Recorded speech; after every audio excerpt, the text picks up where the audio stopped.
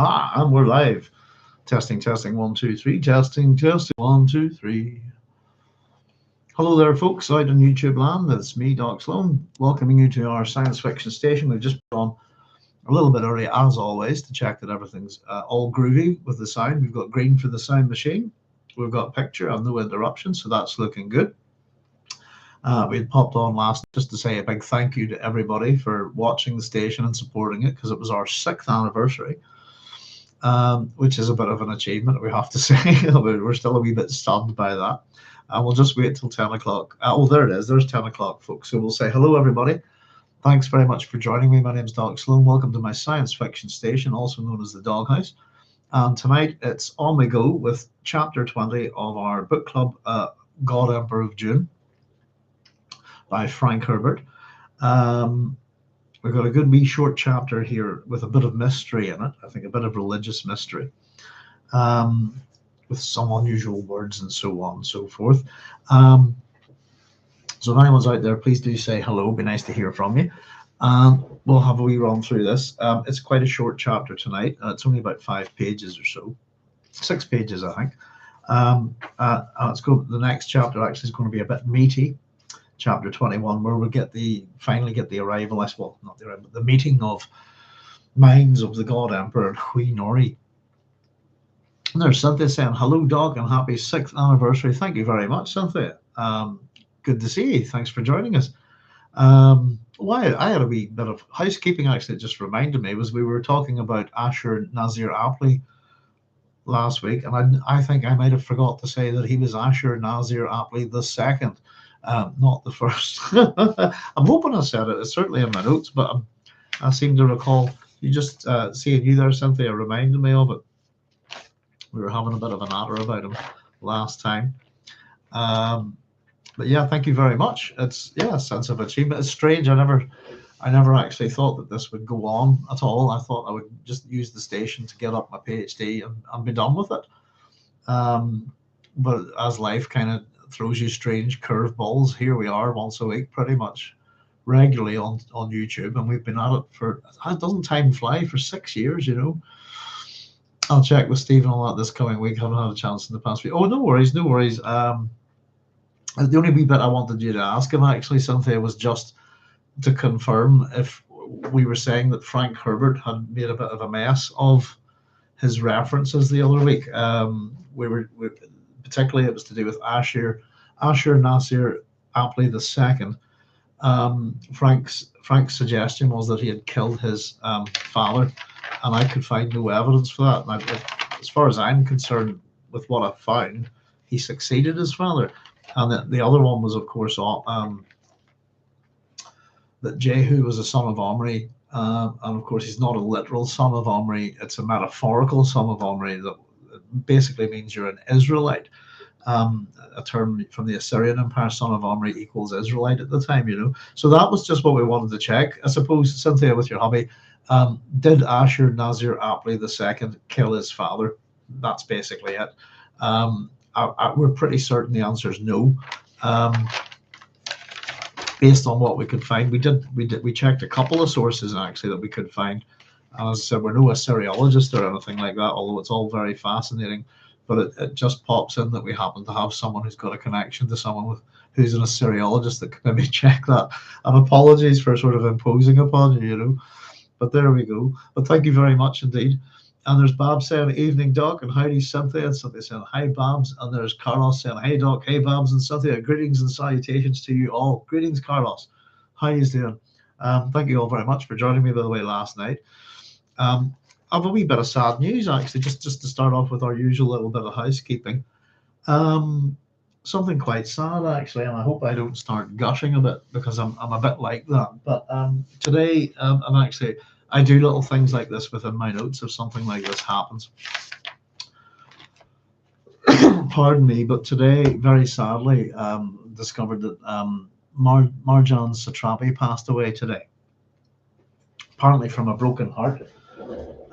We've talked a wee bit about her before on the channel, not too long ago, especially with the bombing of the missile strike on the Iranian girls' school very, very recently. But Marjane Satrapi she died today.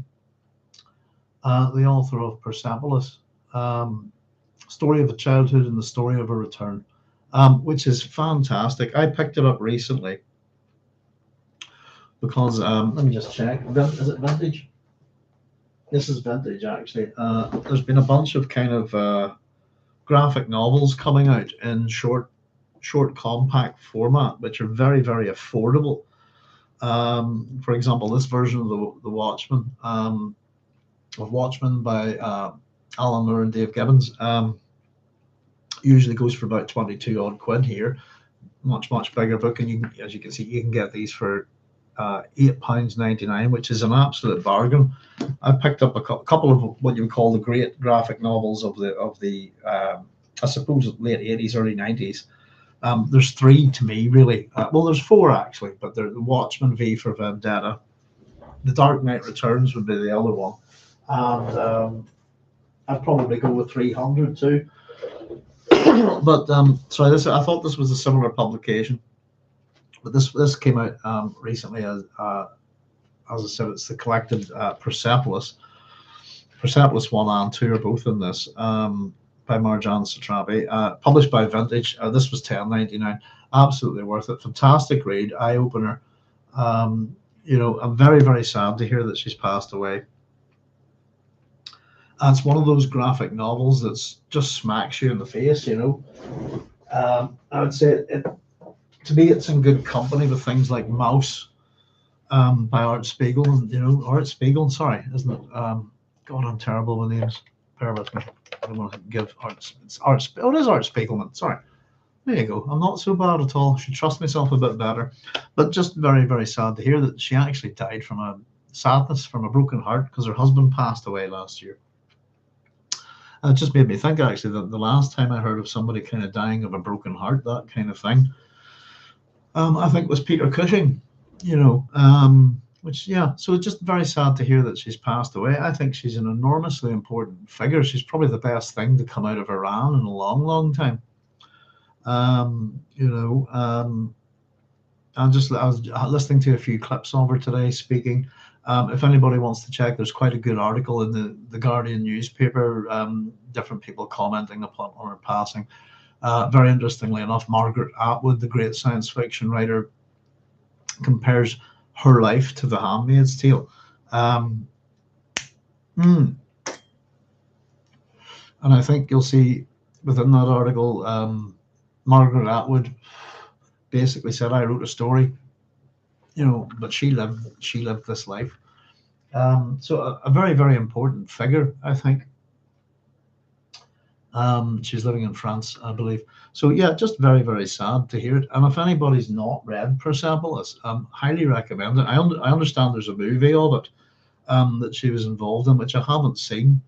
And it to me, I've seen clips of it, and it looks very much a bit like the way 300 was done. That the movie perfectly seems to imitate the style of the graphic novel. It's a black and white one, which I very much like. And it's interesting that if you see her drawn in this, you might recognize her. You would recognize her from her drawings, but that's the style of it there, and it's an excellent piece of work, I have to say. A revelation. You'll remember it for a very long time. Mark Haddon on the front there. But yeah, little things like that, and the passing of a great author, an artist, and filmmaker apparently. I think she was I was just checking her biography there. I think she was the first woman nominated for an Academy Award for animation. So there we go. Just a wee bit of housekeeping. Very, very sad to hear. And let me just get a little bit more light in here, folks. Sorry. It's very, very stormy and wet here. Has been for the last few days. It's absolutely lashing down cats and dogs at the minute, to the point where I've had to put my wee fire on. But there we go. That's our little bit of housekeeping as usual. As I said, for anybody who didn't catch it the other day, we put up a wee fun advert just for the station's anniversary, which you can't see if you're in the United States. Pardon me, just use a VPN. pick a different country than the United States and you can watch it. It's just a wee fun thing to announce that we're going to try and put together a bit of a science fiction program for you. We were chatting a wee bit about it last night. It's going to be a pilot, so if you know what I mean, we'll put the program together and we'll see what you think and see if anybody watches it or gives a damn about it. And if that's the case, we'll keep it up actually. But it's going to be an attempt to sort of present all sorts of great science fiction to all kinds of audiences, if you like, to recommend stuff without going too heavily into academic sort of style. We're going to try and make it a bit fun. And as we were saying last night, the idea in my head is to try and make a combination of make a program that's a little bit Sesame Street, a little bit Carl Sagan's Cosmos, a little hint of 2000 AD, a pinch of the Kenny Everett television show if we can, that kind of style, hopefully. So we're hoping to we're building up a body of material at the minute, making blipverts and stuff like that. And I'm hoping to have it done by the end of the month. Actually, my workload is shifting a wee bit, you know. So there we go. So chapter 20 tonight, folks, of our God Emperor of Dune book club. It's an interesting little chapter, and it follows on from the attack by the Face Dancers against Leto and his entourage as they go on their little peregrination towards the Festival City of Onn. So within this chapter, we'll have them arriving in the Festival City of Onn. And as usual, we'll start with our epigraph. And as always, if anybody's got any wee questions or queries or comments or ideas, I'd love to hear them. So here we go. This is our epigraph. I am beginning to hate water. The sand-trout skin which impels my metamorphosis has learned the sensitivities of the worm. Mineo and many of my guards know my aversion. Only Mineo suspects the truth, that this marks an important waypoint. I can feel my ending in it, not soon as Mineo measures time, but soon enough as I endure it. Sand trout swarm to water in the Dune days, a problem. Oh, sorry, that's right. I got completely defeated by my handwriting there. Let me just check that. What on earth have I written? Oh, it's during. I'll read that again. Sorry. God, my handwriting's awful. Let me just fix that so it's more legible. There we go. Legible. Eligible. Legible. And sand trout swarm to water in the Dune days, a problem during the early stages of our symbiosis. The enforcement of my willpower controlled the urge then, and until we reached a time of balance. Now I must avoid water, because there are no other sand trout, only the half-dormant creatures of my skin. Without sand trout to bring this world back to desert, Shai-Hulud will not emerge. The sandworm cannot evolve until the land is parched. I am their only hope. And that's, of course, from the stolen journals. So these are the first-person words of Leto II. There's some clues within this. There's foreshadowing. Pardon me. We're getting a discussion of whatever's going to happen in relation to the sand trout that are a part of the God Emperor, if you like. That it will bring about his ending is the term here. We have to assume that's a kind of death. For those of us who know a wee bit about the Dune universe, spoiler alert, I suppose, but it's a metaphorical thing. But Leto undergoes what he calls the four deaths, I suppose. And this is to bring the world back to desert. Without sand trout to bring the world back to desert, Shai-Hulud will not emerge. And that's, I suppose, this chthonic personification, if you like, or a deity of the Fremen. So it's kind of interesting in that we've had these great changes to Arrakis, ecologically speaking, and we get the sense from this epigraph that ultimately, and we got this from Leto and Ganima and Children of Dune, but ultimately the planet's going to revert, if you like, to its desert form, or that there seems to be some kind of desire for this. Also, what I got out of this, by the way, is that we're always being told that Mineo doesn't seem to understand anything. I've written just on my little notes here, it seems that Mineo is smarter and more understanding than Leto would have us and Mineo believe. Which makes me think, actually, is the God Emperor, the way he puts down Mineo, if you like, in a sense that you don't understand this, you won't understand this, and the evasiveness that we have with the character. That it's perhaps the sense that actually Mineo understands more than we might give him credit for, or certainly than the God Emperor gives him credit for. We're told that only Mineo suspects the truth. This marks an important waypoint. I can feel my ending in it. Not soon as Mineo measures time, but soon enough as I endure it. And again, in enduring this symbiosis, this process over a long, long time, he's enduring it. It's we get a sense of his suffering, if you like, in his own words, from this epigraph. So I've also scribbled down here, Leto's fate is here, and he is the sandworm's only hope. Which it almost gives me a sense that he's not just working for humanity, if we believe him, but he's also working for the worms as well. And we also hear of his aversion, if you like, beginning to hate water. There's a negative emotion, isn't it? Hatred. He has an aversion to it. And we're told sand trout swarm to water in the Dune days, a problem during the early stages of our symbiosis, something that he had to control with his willpower. Now I must avoid water because there are no other sand trout.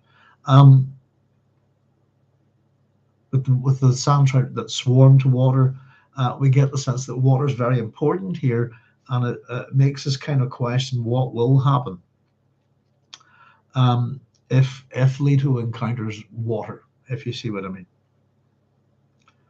And again, this is also tied into evolution. The sandworm cannot evolve until the land is parched. So and it's the evolution of the worm, as we've been told, it's going to be something else, isn't it? It's going to have oh goodness, I'm on a new notebook. Actually, it's going to have a little bit more animal cunning. We've been informed about the changes to the physiology of them, if you like. Right, so that's our epigraph. It's an interesting one, isn't it? Right, let me just sort out my let's get a bit more light down here. Excuse me a wee second, folks. I'm just going to slide over here. Bring on a bit of background light. There we go. Illuminate the room a bit better. That's us. Right, here we go. So off we go with the chapter. It was mid-afternoon before the royal entourage came down the final slope into the precincts of the Festival City. Throngs lined the street to greet them, held back by tight lines of ursine fish speakers in uniforms of Atreides green, their stun clubs crossed and linked. Ursine is bear-like, isn't it? That's an interesting term there. As the royal party approached, a bedlam of shouts erupted from the crowd. Then the fish speaker guardians began to chant, Siaynoq, Siaynoq, Siaynoq. So here we go. Before we jump on any further, let's have a wee chat about that word. There is no such word as Siaynoq there, but there is a word that's very, very similar to it, which is Siaynoq, if I'm pronouncing it correctly. So we're going to learn a little bit about Siaynoq in a wee bit, but just to let you know, that there is no, it could be Siaynoq from the Khmer language. So Saya, it means lion, originally from the Sanskrit Sima, and Hanu, Siaynoq, if you like, is jaws. This term, I'm pretty sure, is taken from the name of Norodom Siaynoq, whose dates are 1922 to 2012, who was the King of Cambodia, Chief of State, Prime Minister, is a bit of an interesting chap. I was looking him up there the other day. Seems he's in the Guinness Book of Records. Let me see. I'll just paste in the link for you guys if anybody wants to check some of this stuff out. There we go. That's the Wikipedia link to him. There's also one of the cities there in Cambodia called Siaynoqville. Let me see. Sorry, just close that down a wee second. Norodom Siaynoq, King of Cambodia, Chief of State, Prime Minister, also known as Samdech Yuv, which means Prince Father. And I've also written See Siaynoqville. You'll find a link to it on that Wikipedia page. Also known as Kampong Siam, also known as Prea Siaynoq, which is a coastal port city in Cambodia. Pardon me. And we've a wee bit more to this word, but we'll keep it actually. We'll jump back to this. I've got a whole bunch of notes here on it, and we'll jump back to it in a wee moment whenever we encounter it.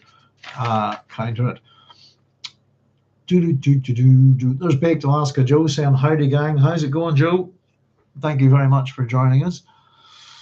Carlos is saying, I've always been curious as to what Santoid actually did with the water they encapsulated. Did they use it to create underground aquifers?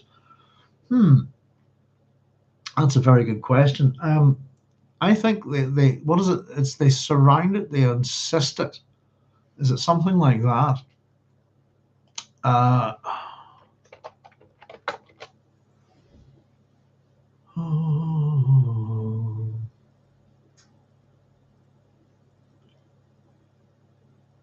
Those insistence typically used by parasites as a surviving mechanism to survive harsh conditions, to hibernate inside a host body. I kind of get the sense that they surround it and absorb it and use it in some form of growth.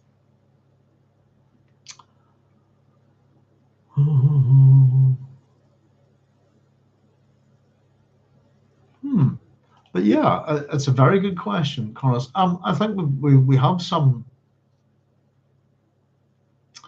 What are they encapsulated? Did they wish to create underground aquifers?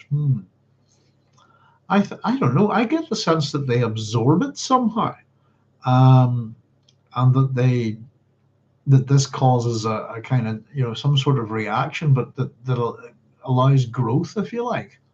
Because how do we get from a little thing like this up to the stunted worms, up to something that's 400 meters or longer? I always figured it had something to do with their growth, some sort of metabolic change. But it's a good question, and I will see if I can dig out some notes, backtrack to certain parts. I think we get some, if I remember correctly, we get some clues with Leto at the end of Children of Dune as he's doing all of his sort of guerrilla warfare stuff. And he's sabotaging aquifers and stuff like that, isn't he? Did they use it to create underground aquifers? I don't know, to be honest with you. I will think about. In fact, tell you what, I will scribble that down at the end of the chapter here. So I leave a little bit of space in each of these notes now, if we need to find something or add something to, what we already know. I'll see if I can check that out for next time.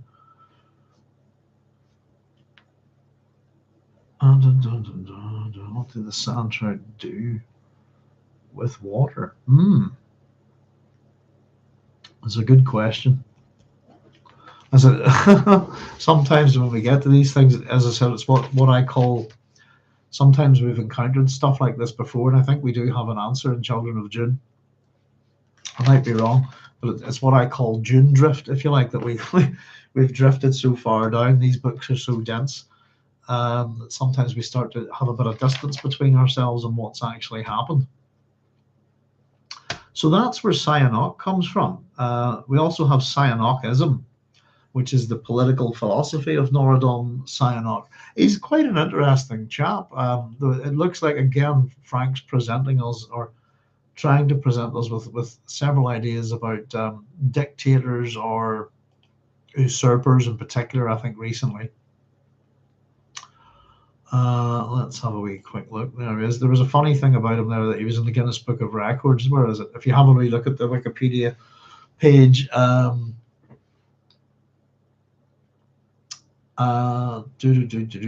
monarch in modern, was it? Indeed, as noted journalist Martin Wolcott of The Guardian said, no monarch in modern times has embodied the life and fate of his country so completely as Norodom Siaynoq. This is reflected in him being the Guinness World Record holder for most state roles held by a modern royal. In chronological order of positions held, Siaynoq served in the following roles: King, Prime Minister, Head or Chief of State, Regent, Head of the Government in Exile, President, President in Exile, Head of the Government in Exile, President of the Supreme National Council, Head of State, and then King again. Just as credited as one of the great survivors of contemporary Asian politics and described as a charismatic, albeit mercurial figure, observers viewed Siaynoq's legacy as a complex one that is difficult to adequately quantify with precision, with both achievements and failings in near equal measure. Siaynoq himself once referenced William Shakespeare as a means to do literary justice to his legacy. There you go. So he was a filmmaker and so on and so forth. He got up to all sorts of stuff. I had a good wee read out there. There's far too much for me to kind of have a wee bit of a natter about him. But the interesting thing was, I don't know. Goodness, does anybody remember the Peter O'Toole film, Lord Jim? There's a wee note in here about it. That's a good film. I haven't seen it in donkey's years, but I remember enjoying it. When the film Lord Jim was released in 1965, Siaynoq was vexed with the negative portrayal it gave of Cambodia. In response, Siaynoq produced his first feature film, Apsara, in 1966. He went on to produce, direct, and act in 8 more films between 1966 and 1969, roping in members of the royal family and military generals to star in his movies. There you go. So he's certainly an interesting chap. You know, involved film, music, and all sorts of stuff. And as I said, he has a place in the Guinness Book of Records. And I think that's definitely where Frank's got this term from. There's no Siaynoq, it's just a slight changing of the spelling. But that's Norodom Siaynoq. His dates from 1922 to 2012. But yeah, check him out. As I said, there's a city called Siaynoqville as well. But there we go. So Siaynoq, Siaynoq, Siaynoq. This is the fish speaker guardians chanting this. Pardon me. As it echoed back and forth between the high buildings, the chanted word had a strange effect on the crowd, which was not initiated into the meanings of it. A wave of silence swept up the thronged avenues while the guardians continued to chant. People stared in awe at the women armed with stun clubs who guarded the royal passage, the women who chanted while they fixed their gaze on the face of their passing lord. And the interesting phrase within that paragraph there is not initiated, if you like. This is to do with mysteries, religious mysteries. We'll have a wee bit of a natter about them in a minute. I think we've talked about them before. Idaho, marching with the fish speaker guards behind the royal cart, heard the chant for the first time and felt the hair on the back of the neck rise. So there's something about it that's, you know, that kind of feeling that makes you, ooh, you know, I don't know, what is it, like almost like a fear response, something almost not right. You know, whenever the hairs stand up on the back of your neck, it's generally something weird, spooky, freakish, or something like that. So he's not heard this term before at this point. Maneo marched beside the cart, not looking left or right. He had once asked Leto the meaning of the word. And so we get a bit of a flashback here. And this is it. I give the fish speakers, this is Leto speaking, I give the fish speakers only one ritual, Leto said.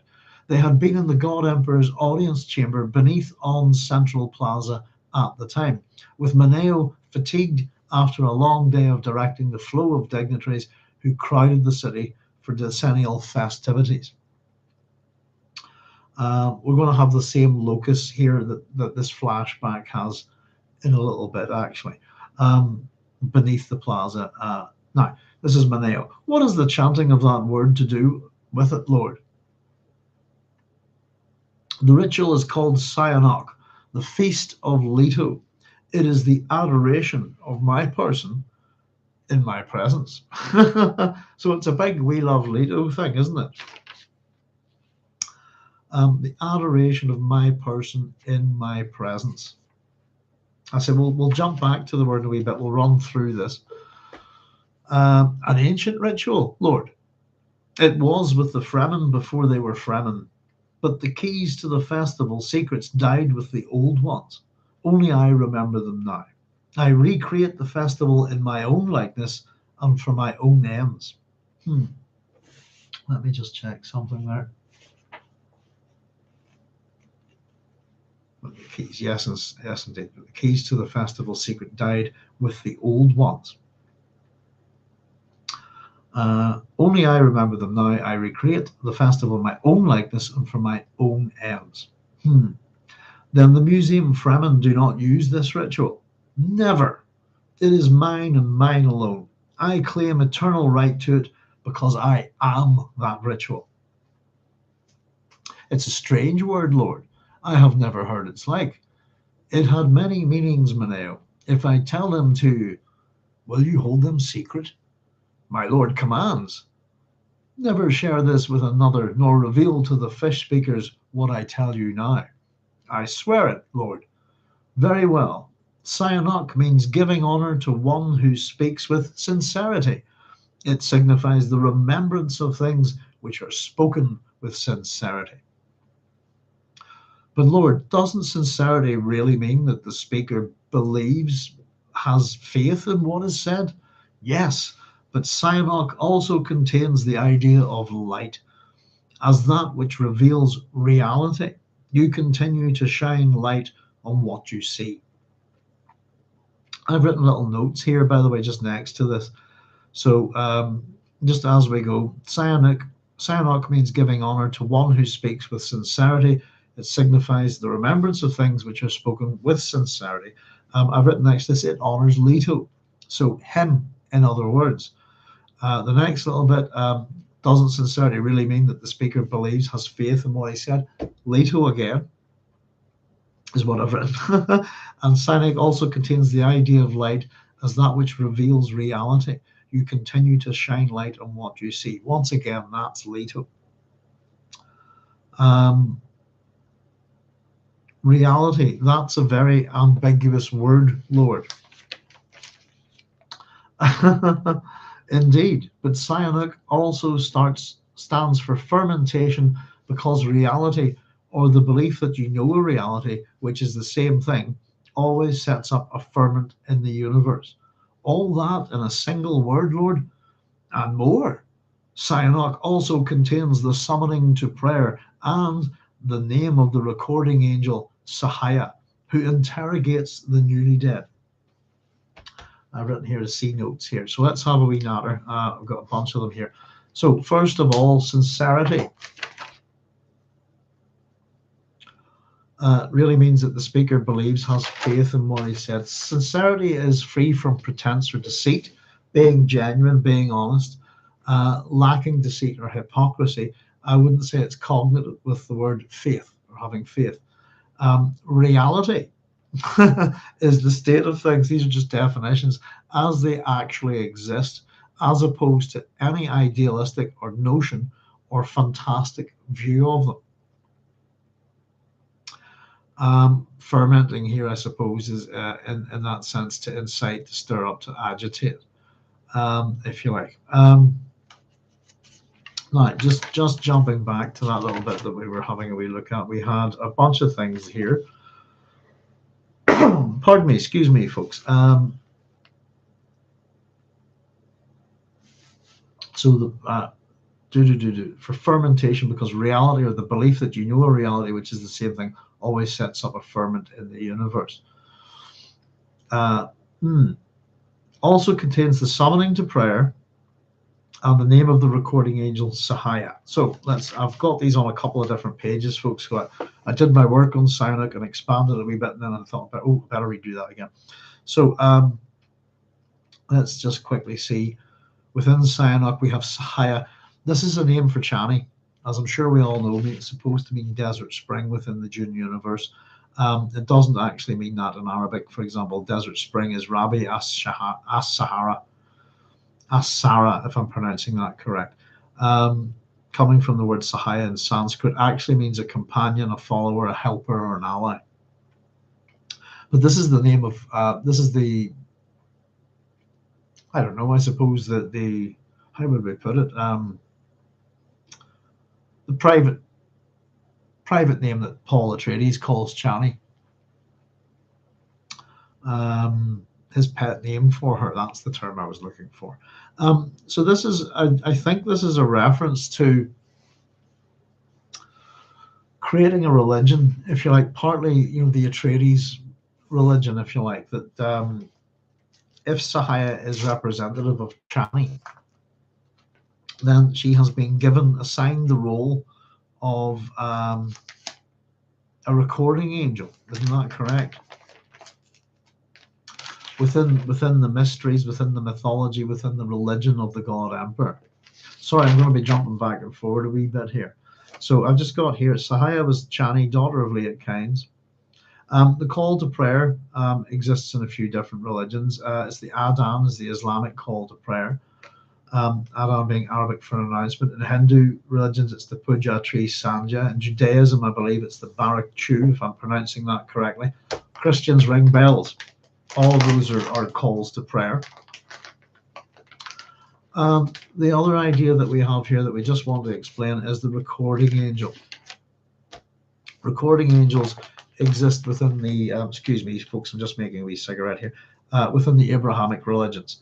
As far as I know, let's have a wee look. Recording angels exist in Christianity, Judaism, and Islam, and you can look them up on Wikipedia. You'll find instances of them, for example, in the book of Malachi, the book of Ezekiel, and within the second book of Enoch. In the book of the references here that I have for them are you'll find recording angels in Malachi 3:16, excuse me, and Ezekiel 9 verses 3 to 4. In Judaism, the main recording angel is Gabriel. In the second book of Enoch, for example, we have Pravel, also known as Vretel, who is an archangel, described as God's scribe and record keeper. And these deities could be, these kind of angels, I suppose, could be cognate with, for example, the Babylonian Nabu, who's cognate with the Greek Hermes, if you like, the Roman Mercury, or seen as that by some. So they record the actions. Recording angels record the actions, the deeds, the prayers, the thoughts of each human being after their death. So, I'm just I don't know if I quite got this across, but Siaynoq basically means, therefore, the jaws of the lion, which is interesting, isn't it? We have a number of lion associates. Leto is Ari, the lion of the Atreides.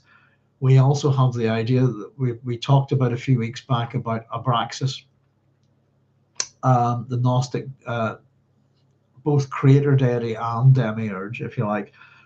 There are different versions of Abraxas, but one of them has a lion's head. There's another deity. Oh goodness, I should be able to remember this, but let me just quickly bring it out. That's what we have the notebooks for. Oh goodness, look at that. By the way, that's my little guide to the influence of Gnosticism and Neoplatonism. Isn't that a bit of a mess? Neoplatonism, Hermeticism, Kabbalah, esoteric religions, all the way through the eras. Let's have a wee quick look. Let me just scribble all that in there. What's the other? I'm trying. I bet you it pops into my head before I find it on the page here. That's the word chapter. Sorry, I must have done it a few chapters back, didn't we? Here we go. Is it this stuff? Ba, ba, ba, ba, ba, ba. What was the hypocrisy of the God Emperor? Let me just see. Oh, it's in here somewhere. I'm trying to remember. Oh, dear. Hang on. Let me say up. No, bear with me. That's the. There's that much stuff in these books. Sometimes it's a wee bit hard to find. God,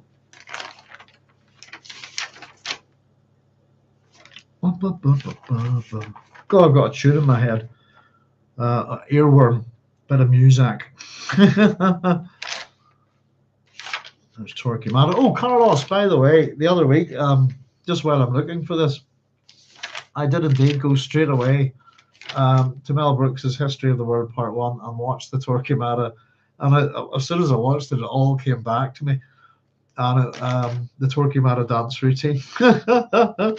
And it was fantastic. I really enjoyed watching it again. I'm going to have to see if I can get a copy of the History of the World Part 1 to watch, because I haven't seen it in donkey's years. But yeah, that was brilliant. I do like Mel Brooks when they do the big musical numbers in his movies, but it was just to let you know I watched that, as I said, immediately after that program. So goodness, Mona Ion Talios.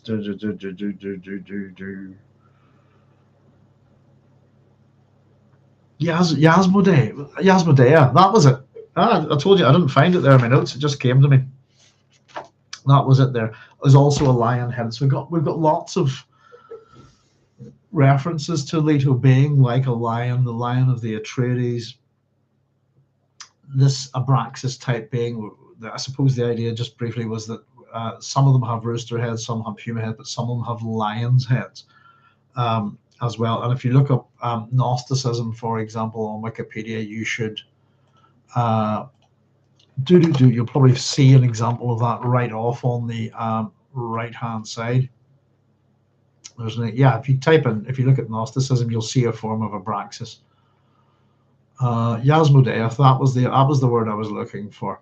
We had a good old natter about that, didn't it? It took us all over the place.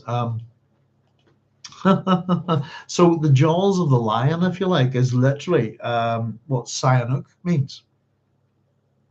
Into the jaws of the lion. The mouth of the lion, if you like. I know it's jaws, not mouth, I suppose. So that's what the word actually means. Siaynoq, Siaynoq, Siaynoq. You can go the jaws of the lion, the jaws of the lion, the jaws of the lion, the teeth of our God, if you like. Makes me think of the word echidentesiast, which is one of my favorite words, which is a person with a fake smile.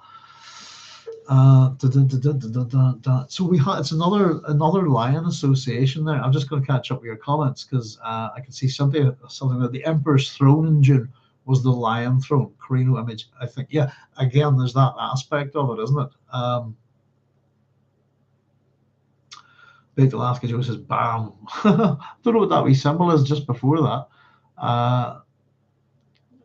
Not to sidetrack, but I came across a game called Warhammer 40k and started learning about the lore. They have a God Emperor who has tremendous psychic powers, as well as it seems he isn't a giant worm.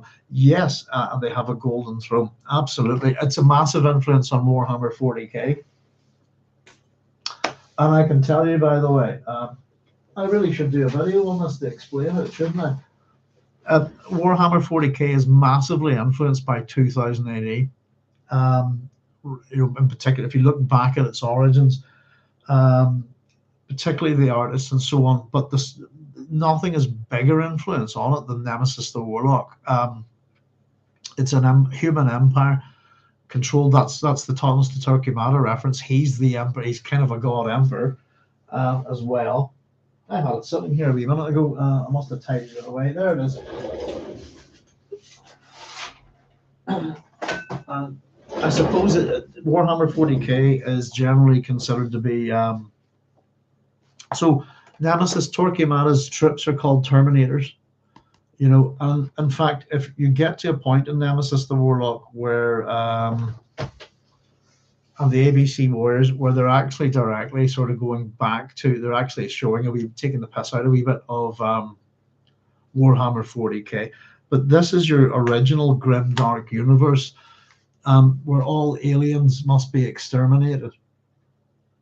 And it's set in the far, far future. The Nemesis the Warlock universe is set about 10,000 years in the future of Judge Dredd's universe. The actual bridging character, there's two bridging characters actually. One is a dinosaur, one is a Tyrannosaurus Rex called Satanus.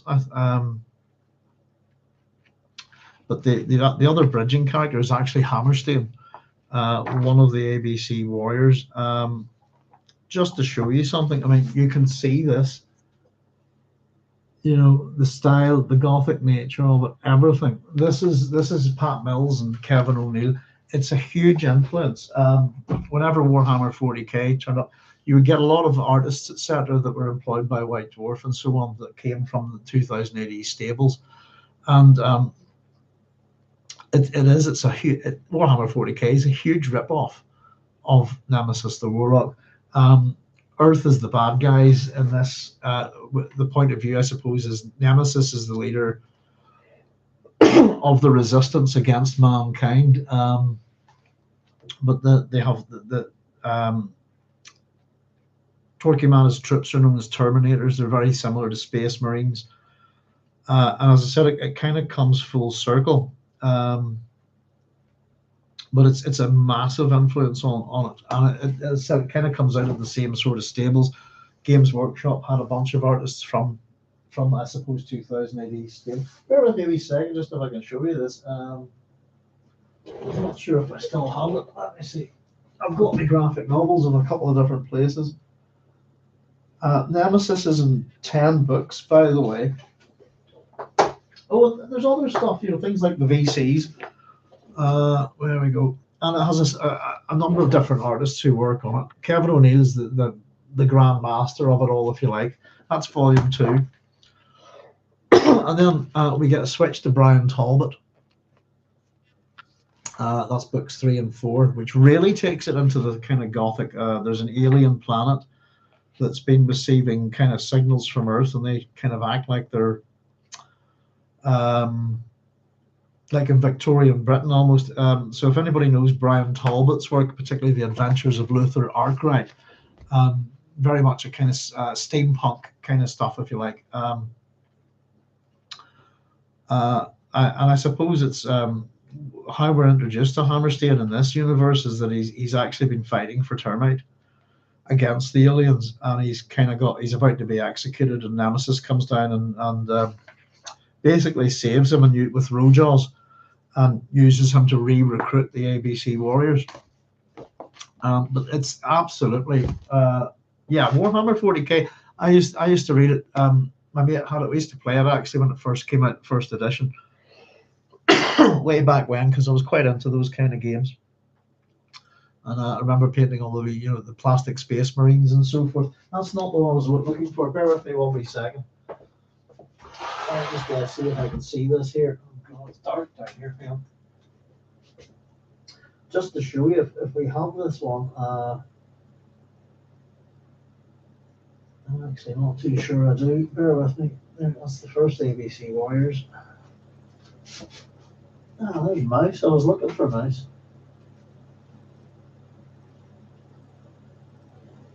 There it is. Oh.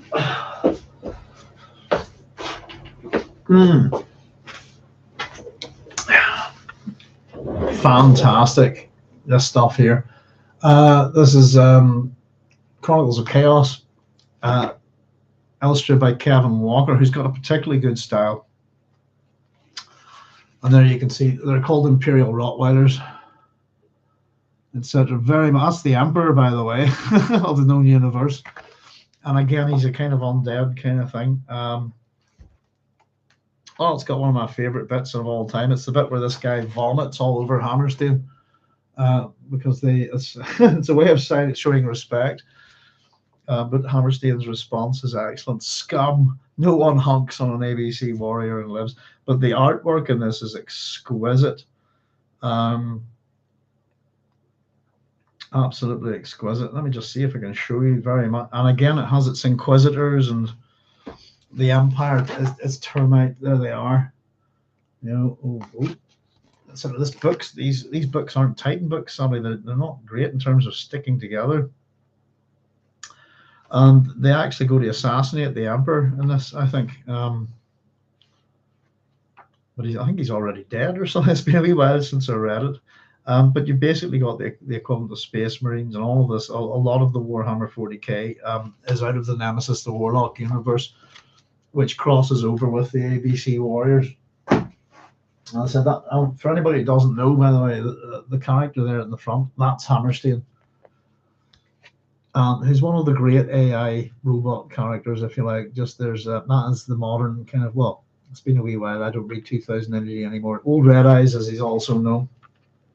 Rojaws and Hammerstein, you get the reference. Rogers and Hammerstein, if you like.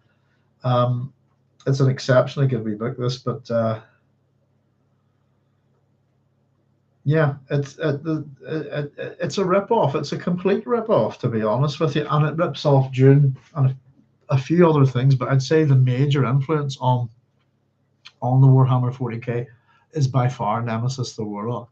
And it's if you look at the original stuff, if you look at the original, if you can get the Warhammer 40k Rogue Trader book, etc.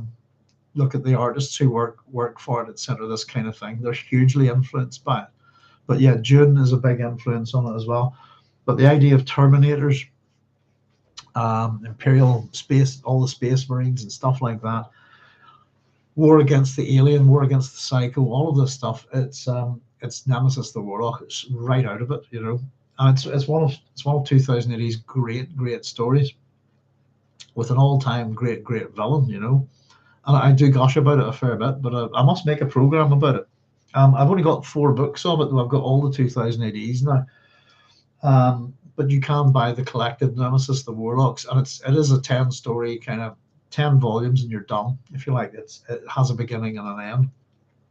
And interestingly enough, Nemesis and Deadlock are actually the same person. Very interestingly enough. But no, very happy for a sidetrack always. And they have a golden throne. Yes, indeed. You know the game. Wait, I didn't mean to sidetrack. No worries. No, it does lift a lot of stuff, I think, from Dune as well. The idea of the God Emperor.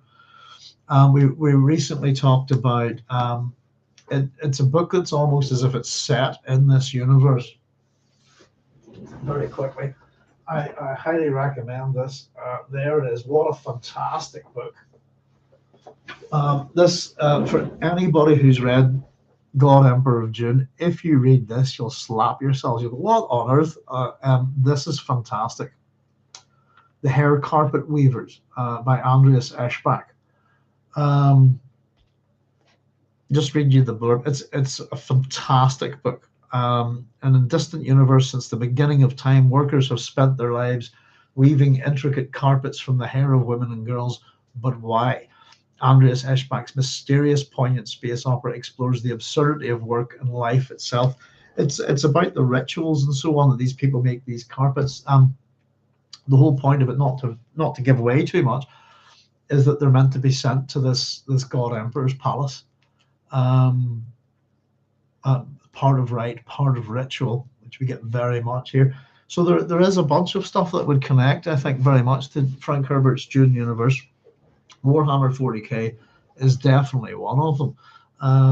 But where does it lift? Most of its ideas are lifted from Nemesis the Warlock. Thomas de Torquemada, as a villain, by the way, is killed quite early on, and he is immortal. He becomes like a phantom, if you like, that's able to inhabit other people's bodies. And in particular, I think the sense of the Gothic within these, but if you know Warhammer 40k and you read these, you'll just go, oh, it's just incredible how much they lifted from it there, and Torquemada is so wonderfully evil as to be ridiculously funny. This is again them wiping out the alien, the psycho, etc. um, all of this kind of stuff. I suppose it's excellent. We move on with these upwards into particularly the time tombs, etc. I have a wee tattoo on my arm actually from it, from ABC Warriors. Was by Simon Bisley. So it's a story that attracts only the very best of 2080's artists. By the way, you can't just step into that world if you're a crap artist. 2080's had its fair share of not so good artists, if you like. Or certainly, low points, if you like, in it. But Nemesis the Warlock would not be one of them. And I highly recommend, do not read this. You can get these colorized, American colorized versions from Eagle Comics. Do not read them in color, it ruins them. Oddly enough, actually, I've got a version of it that I think the first ones that are colorized are actually colorized by, the Kevin O'Neill ones are actually colorized by him, so they're not so bad, but the story loses so much in black and white. But don't worry about sidetracks, it's all good. It's what can you bring into things anyway. I think it's important whenever you're reading and having a look at books and stuff like that. What does this remind you on, or what? And we know that, not that Frank's pinched much here, but Frank is a heavy thief of other people's work, in the sense that bad writers borrow, good writers steal. But that we've talked about that. It's kind of why. The hypocrisy of especially the particular hypocrisy of Frank Herbert towards George Lucas's Star Wars is outrageous, because everything that he accused George Lucas of, and I can't remember how many points of absolute identity that he said that Star Wars had with him and other science fiction writers. We've already found way more points of absolute identity. There are 5 points of absolute identity within Dune, just alone from Erewhon, just from that one book. The other memory, oh goodness, all sorts of things within that. Prescience, we've had it's all in those PhD videos. I'm struggling to remember it. But if anybody, I think, by the way, if you are a Dune fan, if you're a Warhammer 40k fan, you don't mind reading a graphic novel, Nemesis the Warlock, 2080 classic stuff, an exceptionally interesting character, very original work, and all the way through, just wonderful. And the Eagle Awards, by the way, which used to be the comic book awards in the UK, I think, let me just double check that, or the international, Thomas the Torquemada has a character. Are they still going? They are. The Eagle Awards, very quickly, were a series of British awards for comic book titles and UK creators. They are awarded by UK fans voting for work produced during the previous year. Named after the UK's seminal boys comic Eagle, the awards were launched in 1977 for comics released in 1976. Are they still going, is the question. The character of Torquemada won Best Comic Villain almost every year in a row. Is that goes to show you, I suppose, the impact that the story had, particularly on British readers. Let me just see favorite comic book writers, etc. It goes on. TV Grover, that's Alan Moore. That's another name for him, isn't it? Pat Mills, etc. So you'll find the people involved. If you have a wee look at some of these things heavily within those awards. But I can't see if they give favorite inker, comic artists, colorist, letter, comic editor, best new comic, favorite comic color. So I'm just having a wee look through here. 2008, from 1977, for example, the best comic is X-Men, 1978 X-Men. From 1979 onwards, it's 2008, 2008. That's within the UK, X-Men within the America.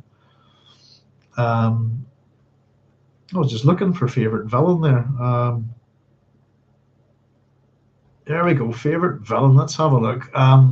So the best villains Let's see, the Joker won this category 5 times, and Thomas the Torquemada, there we go, he won 4 times. I'm not remembering quite right, but there you go. So Marvel's Magneto came away with 3 wins. We got best villains. We got 1980 as Judge Cal, from Judge Dredd in 1981. It's Judge Death. We have Kim Marvel Man in 83, Torquemada in 85, 86, 87, 88. There you go, and then back to we get Judge Death again in 1990. We've also got other onwards from the 2000s. There we've got Hairstar and Preacher, Lex Luthor, Superman, Doctor Doom, the Joker, etc. And then we've got favorite supporting characters there. We've got Rojaws popping in there in 1980. Go the Dwarf and so on. Yeah, it's well worth having a wee look. Character most worthy of his own title, Judge Dredd, and Judge Anderson is going through the 80s. Halo Jones, Captain Britain, Halo Jones again, Rorschach. Yeah, so there were good awards, I think, because they were fan based, But yeah, that's absolutely it. I think if you are Dune fans, you would enjoy Nemesis the Warlock. Although it's very gothic, but the best artists at the gothic bit of it, I feel like, all those awards for Torquemada were within the first 4, which is the 4 I have here. Kevin O'Neill and Brian Talbot. And if anybody's not familiar with Brian Talbot, I don't have a copy anymore. I used to, but check out The Adventures of Luther Arkwright. Got certain sensibilities, if you like Michael Moorcock's kind of stuff. It would be very similar to things like the Nomad and the Airstream, Nomad of the Airstreams, the Oswald Bastable books. The graphic novel of I'm gushing here of the Adventures of Luther Arkwright is excellent. Very highly considered in this country anyway. I don't know if it's that well known outside of the UK.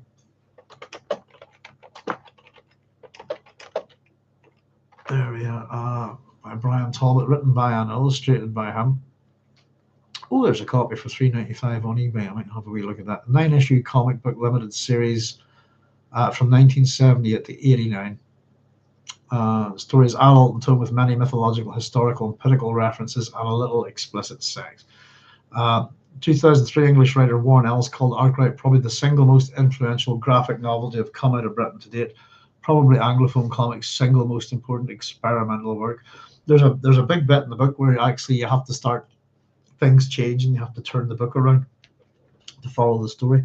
But it's really, really good,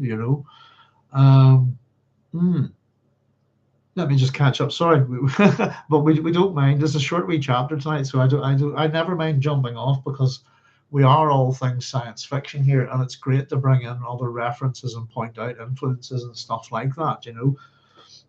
Especially as much as this is something that's influenced by Dune. Nemesis the Warlock's the biggest influence on the Warhammer 40k universe, hands down. But there's other stuff there too. The VCs, and Starship Troopers a wee bit too. The VCs themselves, the vacuum cleaners from 2000 stable, is heavily influenced on Starship Troopers, and probably the Forever War a wee bit as well. Oh, I know the game. Yeah, a long time ago, I was heavily into. I would have bought White Dwarf every month when it came out. Before it became a model-only magazine, if you like. It used to be very much for anybody into role-play games, battle games, all of that kind of stuff. The Games Workshop weren't a big company back then. They were a little company. The golden age of White Dwarf, I suppose. It's still going, isn't it? But yes, indeed. Didn't mean the sidetrack. Don't worry, I do know the game. But I'm one of these people. I'm a first generation AD&D player, for example. My Dungeons and Dragons books are first edition.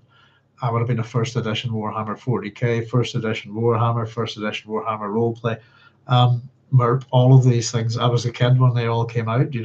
Thank goodness. They're just a big money-making rip-off scheme. I think a lot of it now. I know, like Henry Cavill's heavily into his Warhammer 40k, but the amount of rule books and the amount of miniatures and stuff like that you can buy, and then they keep reissuing books, so update the rules. Role playing and battle games used to be a lot simpler, I think, and I prefer that. So they said, interesting that the knowledge of Siaynoq is reserved for the female mind. Sounds like the Bene Gesserit had teachings about the kinds of knowledge that female minds could and could not tolerate. Yeah, I have a wee comment to make about this, actually, but very much so. It's just whenever we get to it, I've got a little note somewhere that it's to refer back to something in the actual Dune novel itself. It's a wee bit ahead. Whenever we get to chanting Siaynoq, Siaynoq, again with Mineo's thoughts, I'll jump back to that point, Cynthia, because I've got so many things to talk about it. But yes, indeed, though it's the term here we have is, I suppose, the mysteries. And in that sense, it's initiated so far. But I've written at the top of this page the mystery of Siaynoq in the religious sense. Mysteries are for the initiated only, aren't they? So there's a little bit of a hint of that. But yes, indeed. And as much as the word is broadcast, everybody can hear the word. It's what does it mean that's concealed from people. It's the meaning of the word, isn't it? That's only for the women. But it is interesting. It's reserved for the female mind, but it's secretly shared by the God Emperor as well. So we'll jump back to that point, Cynthia. Yes, indeed. And it does have, it reminds you a wee bit of the Bene Gesserit who had teachings about the kinds of noise that female minds could not tolerate. And we have to remember that all of those are inside the God Emperor as well. Flaccid House saying 100% on the black and white. Love Joe Pineapples from some old 2008 comics my neighbor gave me as a kid. I very nearly got a tattoo of him. It would have been the Simon Bisley one again. Very nearly. I've got two tattoos that are by Simon Bisley, but I have a very funny little one which is like a band on my arm, and it's Mongrel chasing Macquake from Nemesis the Warlock ABC Warriors. It's like one of those where the characters are running like that. Basically, Mongrel's wanting to rip him to bits. Big Alaska Joe saying, I have the Dune graphic novels based on the latest movies. I've seen them in the shops. What are they any good? Would you recommend them, Big Alaska Joe? Babs Bilo saying, Erewhon, oh, there you go, for my memory. Thank you. Preborn, other memory, prescience leads to this fear of machines. The butler. Goodness gracious, thank you very much. Kills built as a result of the uprising. Yeah, he rips the shit out of Erewhon, I'm afraid. And the Butlerian Jihad is named after Samuel Butler. And we've caught Frank Herbert blatantly ducking the issue, pretending he doesn't know about it. And the sad thing is, actually, he does know about it. I've actually, if you look at my PhD, there's in the notes, somewhere in the notes, there's the proof. Because the connection between, I often thought, Babs, I might have mistakenly said this in my PhD. It's something that I think I've said this before, but it's past correcting now. But is that there is a connection between Frank and how did he know about it? And it's Paul Bigelow's Seers and the ecological books that so influenced Frank Herbert discuss Samuel Butler's Erewhon in them. And I actually found references where Frank pretends not to know it, and then he references it himself. So Frank's a liar when it comes to that. I'm afraid I've caught him lying. And as I said, whenever it comes to the whole Star Wars thing, his hypocrisy is massive. He is actually a plagiarist, Frank Herbert, to be honest with you. That's the term where you take some plagiarist by the fact that when you take somebody else's work, put it in as your own words and don't acknowledge the source. And the amount of phrases lifted, for example, directly from Leslie Blanch's Sabres of Paradise, it's outrageous. So it's not just Erewhon. There's a number of things that he's lifted directly from his, and even Paul Bigelow Sears himself, whereas Frank talks about the definition of ecology, it's actually the definition that Paul Bigelow Sears has of science. He just changed one word. And so that's what Frank does a lot. He changes one word, or subtly. He's done it so many times. Sootpot was actually asking me recently to can we put together a bibliography of all things from this, and it'll be a bit of work actually. But what we do have is every reference, everything. So far, and this is our 12th notebook, and I have them highlighted, etc., etc., a certain way. So quite possibly to do it might take a little bit of time, but if we lifted the bibliography, for example, from my PhD, which is at the very end of the videos, we can grab Cara Kennedy's bibliography as well from her PhD, and then basically put in every single thing that we have. It's going to be mighty, but it'll give you it's not just every reference and academic stuff and all of that, but it's every little thing that Frank's looked at, researched, lifted stuff from. And we found all sorts of things, not just novels and historical biographies and things like that, but like travelogues and all sorts of stuff, phone books, So he is unfortunately a bit of a, but as we said, that it's what he did with it at the end of the day. Bad writers borrow, good writers steal. It's the same as George Lucas, really. We know the influences, the stuff that he lifted it from Star Wars. It's very obvious. There's a lot of Lensman, there's a lot of Dune, there's a lot of Hidden Fortress. There's all sorts in Star Wars. But what it does is it creates an original new work. So both men, what does it, stand on the shoulders of giants, if you like. But their work is built on other people's work. And Frank's reaction to Star Wars was massively hypocritical, I think. And I think he got owned by it, by Timothy O'Reilly, who wrote the book on Frank Herbert. Yeah, Timothy O'Reilly, sorry. There's a good joke in Old Harry's game where Scamspawn says, yes, oh Lord, what was it, oh Satan or something like that. And he says, don't call me oh Satan, it makes me sound like an Irishman. But there we go. Thank you very much, Babs. I'm just having a brain fart with that. I couldn't remember a damn thing. We were having a wee natter about Erewhon. Erewhon's a great book, by the way. If anybody's not read it, by Samuel Butler, it's a science fiction pastoral utopia set in New Zealand, and it's hugely influential on Frank Herbert, and he lifted several major ideas from it. Whenever it changed the direction of my PhD reading Erewhon, I was absolutely shocked at what he lifted from it. But a lot of the core ideas of Dune come from that book. There we go. But Flaccid House was saying 100% on the black and white. Love Joe Pineapples. He's a great character. He ended up being a transvestite, didn't he? But again, I think we have it in here. Actually, the moment he comes back, I suppose that this is the book where, in fact, this is the book. This book, Chronicles of Chaos. This is the book where all the ABC warriors are turned into Chaos warriors. Which just there's a bit of rave culture and all to this, but each of them goes through a kind of transformation. There you go. Can I see? There we are. That's for Joe Pineapples, the greatest sniper in the universe. Has gone a bit funny, but he still does mucho killing. Joe Pineapples used to be a kind of a character of virtually no words at all.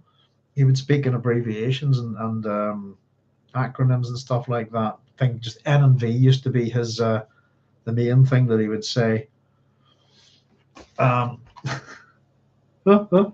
he is. Isn't it a lovely day to be caught in the rain?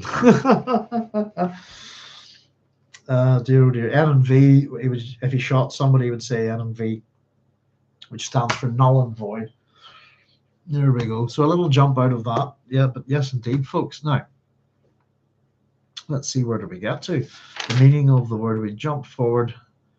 Yeah, Siaynoq, I mean, giving honor to one who speaks with sincerity. This is Leto. It's all about him, isn't it? By the way, we've been told it was with the Fremen before they were Fremen. I think that's a lie. By the way, this is Leto telling this to Mineo, and I'm pretty sure it is a lie, because I've done a wee bit of work on this, and we'll get to it. Let's see, where did we get to? and more. Yes, okay. So we were just talking about Siha, and more. Siaynoq also contains the summoning to prayer and the name of the recording angel Sahaya, who interrogates the newly dead. And I had read through our notes there.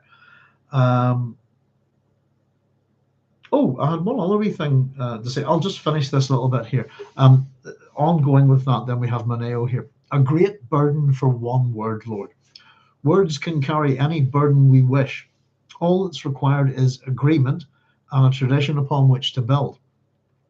Why do I not speak of this to the fish speakers, Lord? Because this is a word reserved for them. They resent my sharing it with a meal. And I thought, I just wrote next to this, by the way, weird that they're chanting it out loud. It's not the word that they resent sharing, it's the meaning of the word. That's what's private for them. We've got a little bit of a sense that it means different things. But essentially what it really means is the jaws of the lion, which you can imagine would make sense to this lion-headed kind of worm, if you like, with a little human face somewhere within it. Festival cities, very quickly, by the way, mysteries, religious mysteries. So we have all sorts of these things. We've had a good natter about them before, where you have initiates who are privy to the initiated who are privy to the secrets of the mysteries of religion. I think we talked about the Elysian mysteries within Greek culture. Oh, I've got to get that song out of my head. It's a great song. I was listening to it today. I'm very bad at saying Elysian mysteries. There we go. That's it. I've got to get my mouth around the word. So the Eleusinian mysteries were initiations held for every year for the cult of Demeter and Persephone, based at the Pan-Hellenic sanctuary of Eleusis in ancient Greece. They are considered the most famous of the secret religious rites of ancient Greece. Their basis was a Bronze Age agrarian cult, and there's some evidence that they were derived from the religious practices of the Mycenaean period. Mysteries represented the myth of the abduction of Persephone from her mother Demeter by the king of the underworld, Hades, in a cycle with three phases: the descent or loss, the search, and the ascent, with the main theme being the ascent of Persephone and the reunion with her mother. It was a major festival during the Hellenic era and later spread to Rome. If you check out my PhD videos, there's a little bit about this in them. I'm pretty sure, or is it? Kore, for example, it says Persephone, Demeter, and Hecate represent the Trinity goddess, fundamentally associated with corn. The famous thing about the Eleusinian mysteries was these are the rites and stuff like that. Was let me see. It says, since the mysteries involve visions and conjuring of an afterlife, some scholars believe that the power and longevity of the Eleusinian mysteries, a consistent set of rites, ceremonies, and experience that spanned 2 millennia, came from psychedelic drugs. It says disputed discuss. I'm happy to go with that. Psychedelic drugs is one way of putting it, is magic mushrooms and booze, basically. That's what they got. They got drunk and took magic mushrooms. The thing that's famous for this, people disputed all they want, was that Aeschylus, the father of tragedy, was prosecuted for revealing this. So there you go. And I think you'll find Robert Graves talks about stuff like this as well. Actually, is it in the White Goddess? Actually, bear with me. No,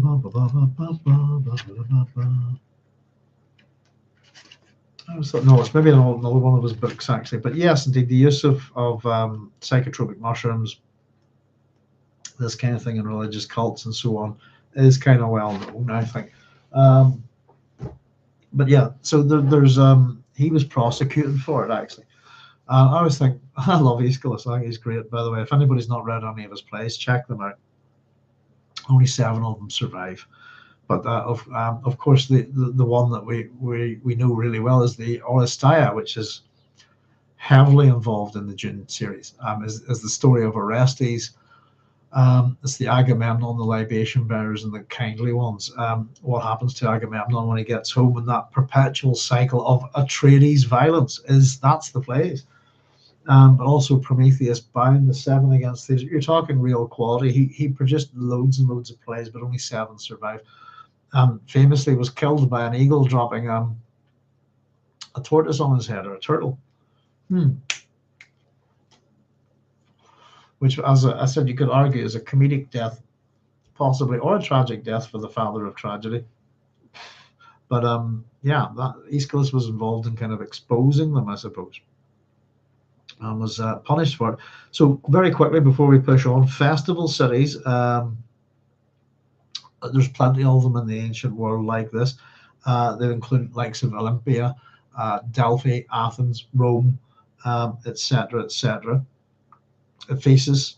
I've got some for you here. So just and often, for example, the Olympic Games was a religious festival originally, founded in 776 BC. So the Olympia had the Olympic Games. Delphi had the Pythian Games. Athens had the Great Panathenea, and also the city Dionysia, if you like, which had 2 versions of it, a rural and urban festival.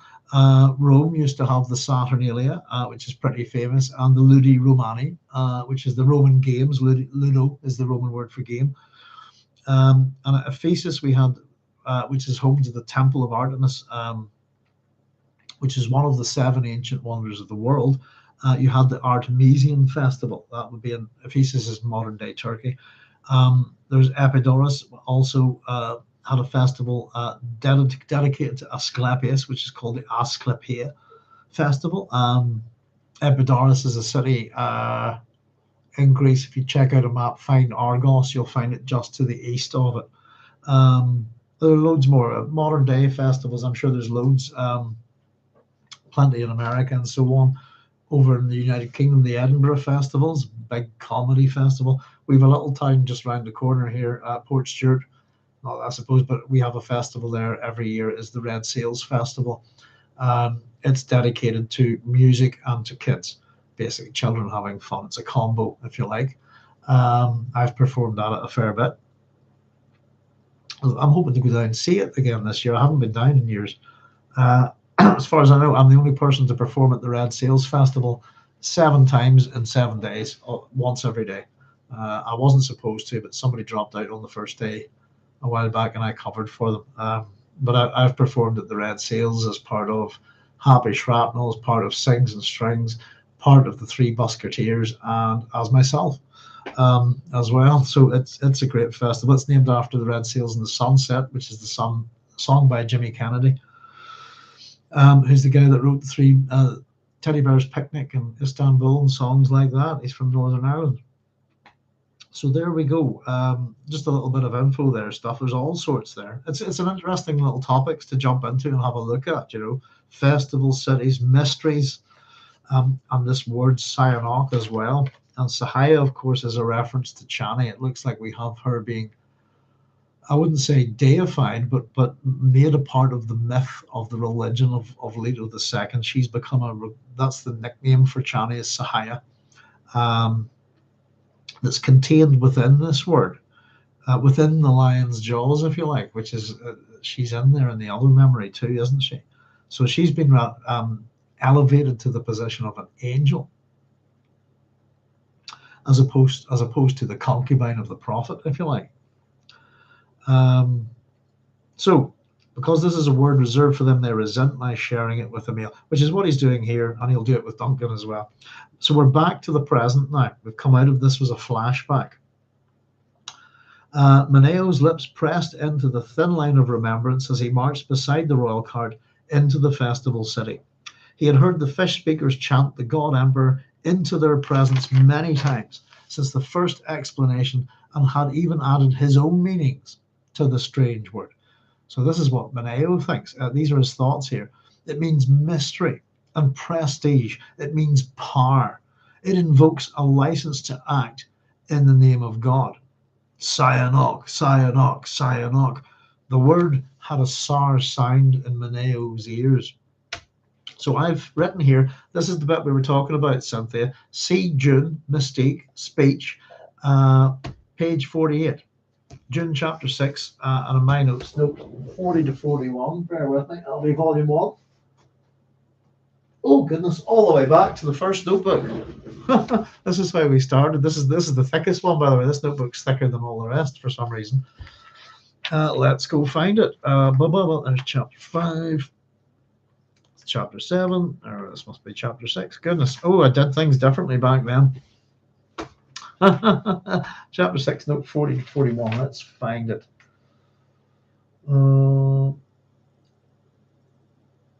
Yeah, Herbert's views on the military. Read this. Revelation, Arrakis, Lines, SSS. Let's get it from the book then. Right. Bama. Where are we? I think I have it handy. Nope, that's and there it is. So oddly enough, we get an explanation for this way back, and it's a very important thing in the book. Right, 40. Sorry, just checking my notes.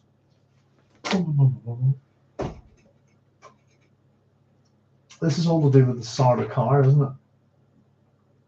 Trying to figure them out. Oh, here, I put the page down, didn't I? Oh no, it's not that page. Well, hang on. Sorry, bear with me a second. Page 48. There it is. I'm looking at the wrong thing. I was looking at the note instead of the page number. So all the way back, this is the bit we're talking about. Siaynoq in relation is the mystery, if you like, for the initiated, the female fish speakers. That's for them only. This is the little discussion that we have from Dune. So every report on Seleucus Secundus says Seleucus Secundus is a hell world, undoubtedly. But if you're going to raise tough, strong, ferocious men, what environmental conditions would you impose on them? How could you win the loyalty of such men? You could change the word to women here. There are proven ways. Play on the certain knowledge of their superiority, the mystique of secret covenant, the esprit of shared suffering. It can be done. It has been done on many worlds in many times. Paul nodded, holding his attention on his father's face. He felt some revelation impending. Consider Arrakis. When you get outside the towns and garrison villages, it's every bit as terrible as Seleucus Secundus. Paul's eyes went wide. The Fremen. We have the potential of a core as strong and deadly as the Sardaukar. It required patience to exploit them secretly and wealth to equip them properly. But the Fremen are there and the spice wealth is there. You see now why we walk into Arrakis knowing the trap is there. So it's the mystique. This is how do you create an incredible military force. This is part of it. And it's the same thing that we've seen done with the Sardaukar, with the Fremen, and now with the fish speakers. And we've kind of had that being developed a little bit with as we say that there's a kind of, we've talked about it, a switch as we move through. I kind of sort of do it as we move through the Dune books. We get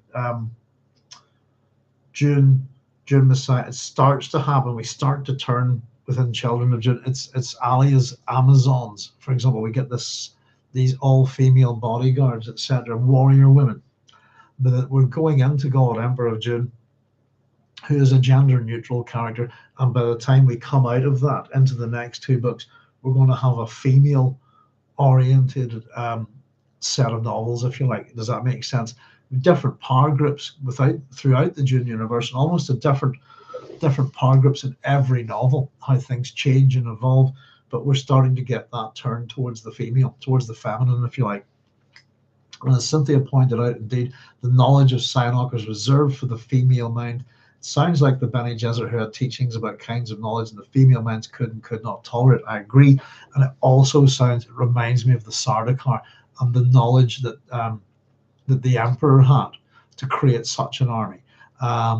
That he's prepared, even the secret of the Sardaukar is a very important thing. It nearly gets the Baron Harkonnen killed by Casimir Fenring, and it's the reveal, of who these people are. That it's as much as Duke Leto is Leto Atreides the first is a smart enough person. and he figures things out and stuff, he's still a very, very bad leader. I think as almost all our leaders are within the Dune universe, they're all flawed in a bad way, in a way that's amplified and comes back to hurt their own people. So we have this. It's the same mistake that we had for the Sardaukar is the same mistake that we have for the God Emperor's fish speakers. We don't quite have the same harsh conditions, but at the same time they're out there fighting for him, taking control, etc., etc. And we're at the end of this period, by the way. They've been at this, we can assume, for 3,500 years. We've heard mention of the idea of changing the role of the fish speakers. To be more kind of civil, more ambassadorial, more flag waving, hearts and minds types, if you like, within this book. So that's the thing. We're at the end of their long period of. They're the dominating force. They're the equivalent of the Sardaukar within the God Emperor's universe is the fish speakers. It's through them that his will is extended. It's through them that whatever violence he wishes to have carried out on people, whatever control, it's the fish speakers that do it. Why? We've got the mystery. As Maneo's thoughts here show, it means mystery and prestige, power. It invokes a license to act in the name of God. And for everybody else, confusion, to be left out of this, to be awestruck, as we're told by it, it does give them a particular power. And I think Maneo's thoughts here, particularly the bit that we should pay attention to, it invokes a license to act in the name of God. Which we get an awful lot of in the world, don't we? We get an awful lot of people acting in the name of God, as if omniscient, omnipotent beings need anybody to do or say anything for them. I often wonder why nobody ever really considers that, But the word had a sour sound in Maneo's ears. So just on what Cynthia was saying about, yes, I think we've very much got some sort of, there's a hint of Bene Gesserit thinking about it. And again, Leto is all of those Bene Gesserit, isn't he?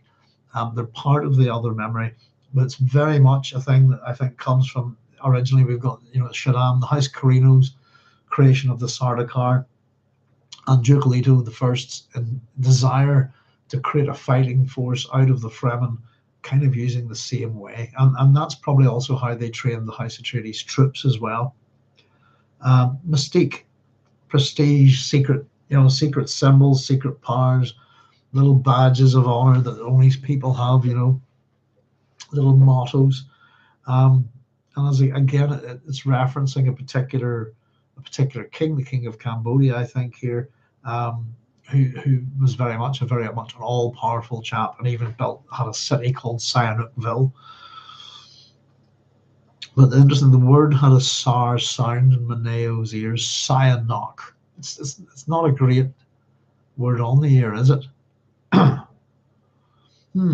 Let me just catch up with that. We got Carlos is saying this is in relation to the mysteries of the Eleusinian mysteries and the mystery of this religion. I'm just saying, got drunk and ate mushrooms. You're making me nostalgic for my misspent youth. It looks like we had a very similar misspent youth, Carlos. I've only heard Nat King Cole's version of Red Sails in the Sunset. I don't think I've heard that. I'm the person that kind of relaunched the festival. I did some work for the chap that ran it. Basically, I wasn't too well. I redesigned the website. They were getting about 1,500 hits a year. I got them up to about 33,000 a month. Big explosion of it. It's a pretty popular festival. Redesigned there. Bear with me a second. I could show it to you. See that? I'm always looking for this, and I can never find the damn thing. Oh, what would I have done with it? Bear with me a second. Let's see. I've been shoving all my old exam papers into drawers. Sorry, this is probably not making great TV, is it? No, I have no idea what I've done with it. I thought it was sitting about here somewhere. One of the wee programs, etc. I designed the program. as well. Um, Basically helped relaunch it. Not one person gave me, I did it all for free, and not anybody gave me any credit whatsoever. But essentially, when it came to the red sales, I had my choice of gigs as a thank you, if you like, which I quite liked. And then when I stopped playing, I asked him to extend that courtesy to a friend of mine, who you'll see down there regularly. Yeah, I must see if I can find it sometime. I thought it was sitting about somewhere obvious. Um, but yeah, I did enjoy it. I have to say, it's a good festival. It's good fun. There's all sorts of good things for kids. The bands tend to be the same bands each year, and then they end up with a big fireworks display. I'm just trying to figure it out. I thought it was sitting about there, and I haven't a clue what's happened. To be honest with you. Oh, bear with me one wee second. Oh gosh! Oh goodness gracious! That tune that's in my head. There we go. Found it. A couple of different ones. Let's see. Yeah, there you go. That's my work there. Fort Stewart Community. That's going back a bit now, isn't it? I was at it for a few years. Red Seals Festival, 22nd, 20th. It's usually the last week of July. Redseals.co.uk. Yes, indeed. Good stuff. It's a good wee festival. I remember it was the first time I'd ever done a bit of work that I was on a bus, and I ended up chasing a bus trying to get a photograph of it. Yeah, but it's a big popular thing. It's all the locals go to it. It's a great thing if you're a tourist as well, I suppose. Goodness, was that bit of it? Where are we? Oh, that's missing a whole chunk of it. It looks like half of it's fallen out the program. I was just wondering where am I? But it does all sorts of things. There's like a ladies golf competition, big kids sandcastle competition, drawing stuff. There's some traditional Irish music, some all sorts of bands. There's a wee band competition the last time we were down on it. And we weren't allowed to enter it because we were too good. we were actually a proper band. It was more for young kids, up and coming bands and stuff.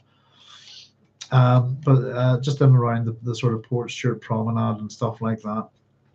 And it's usually there's the Battle of the Bands. I get the American wrestling. There's all sorts that goes on out there.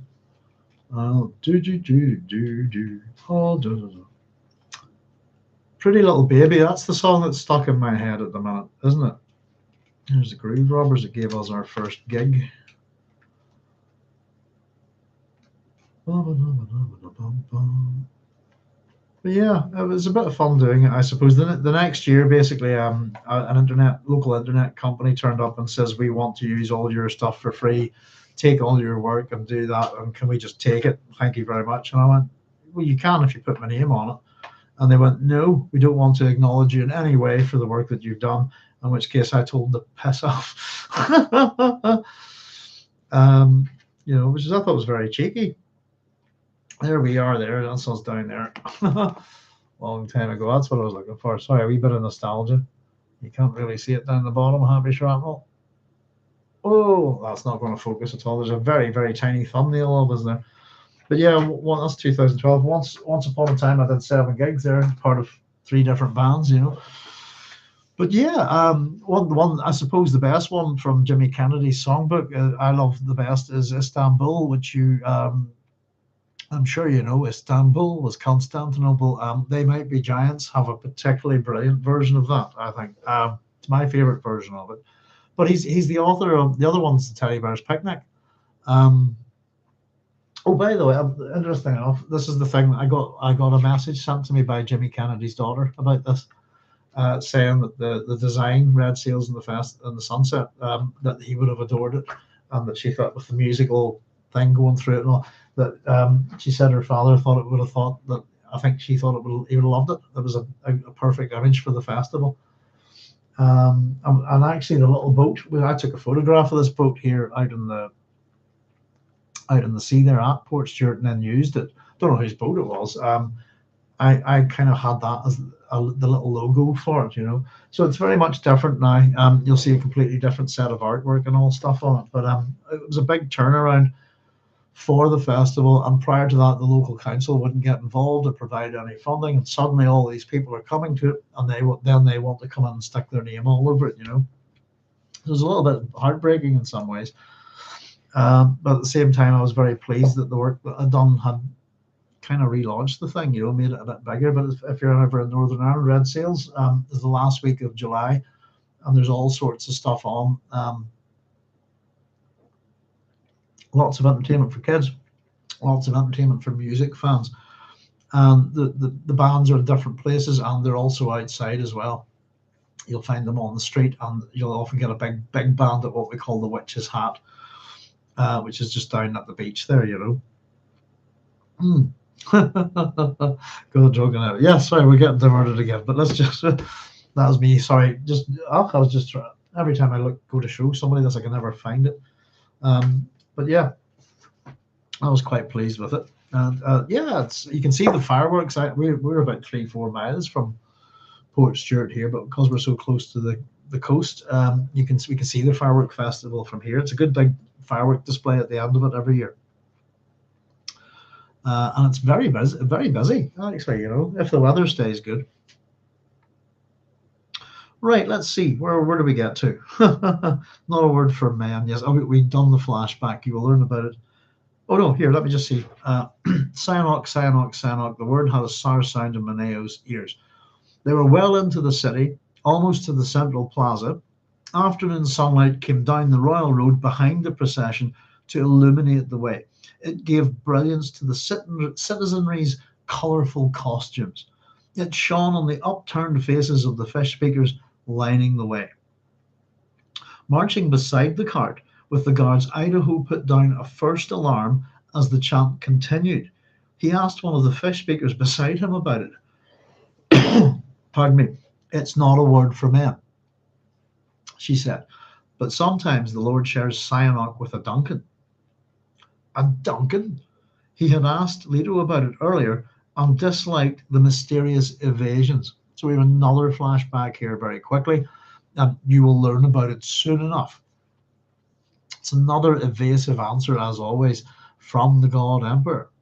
And we're immediately jumped back to the now here.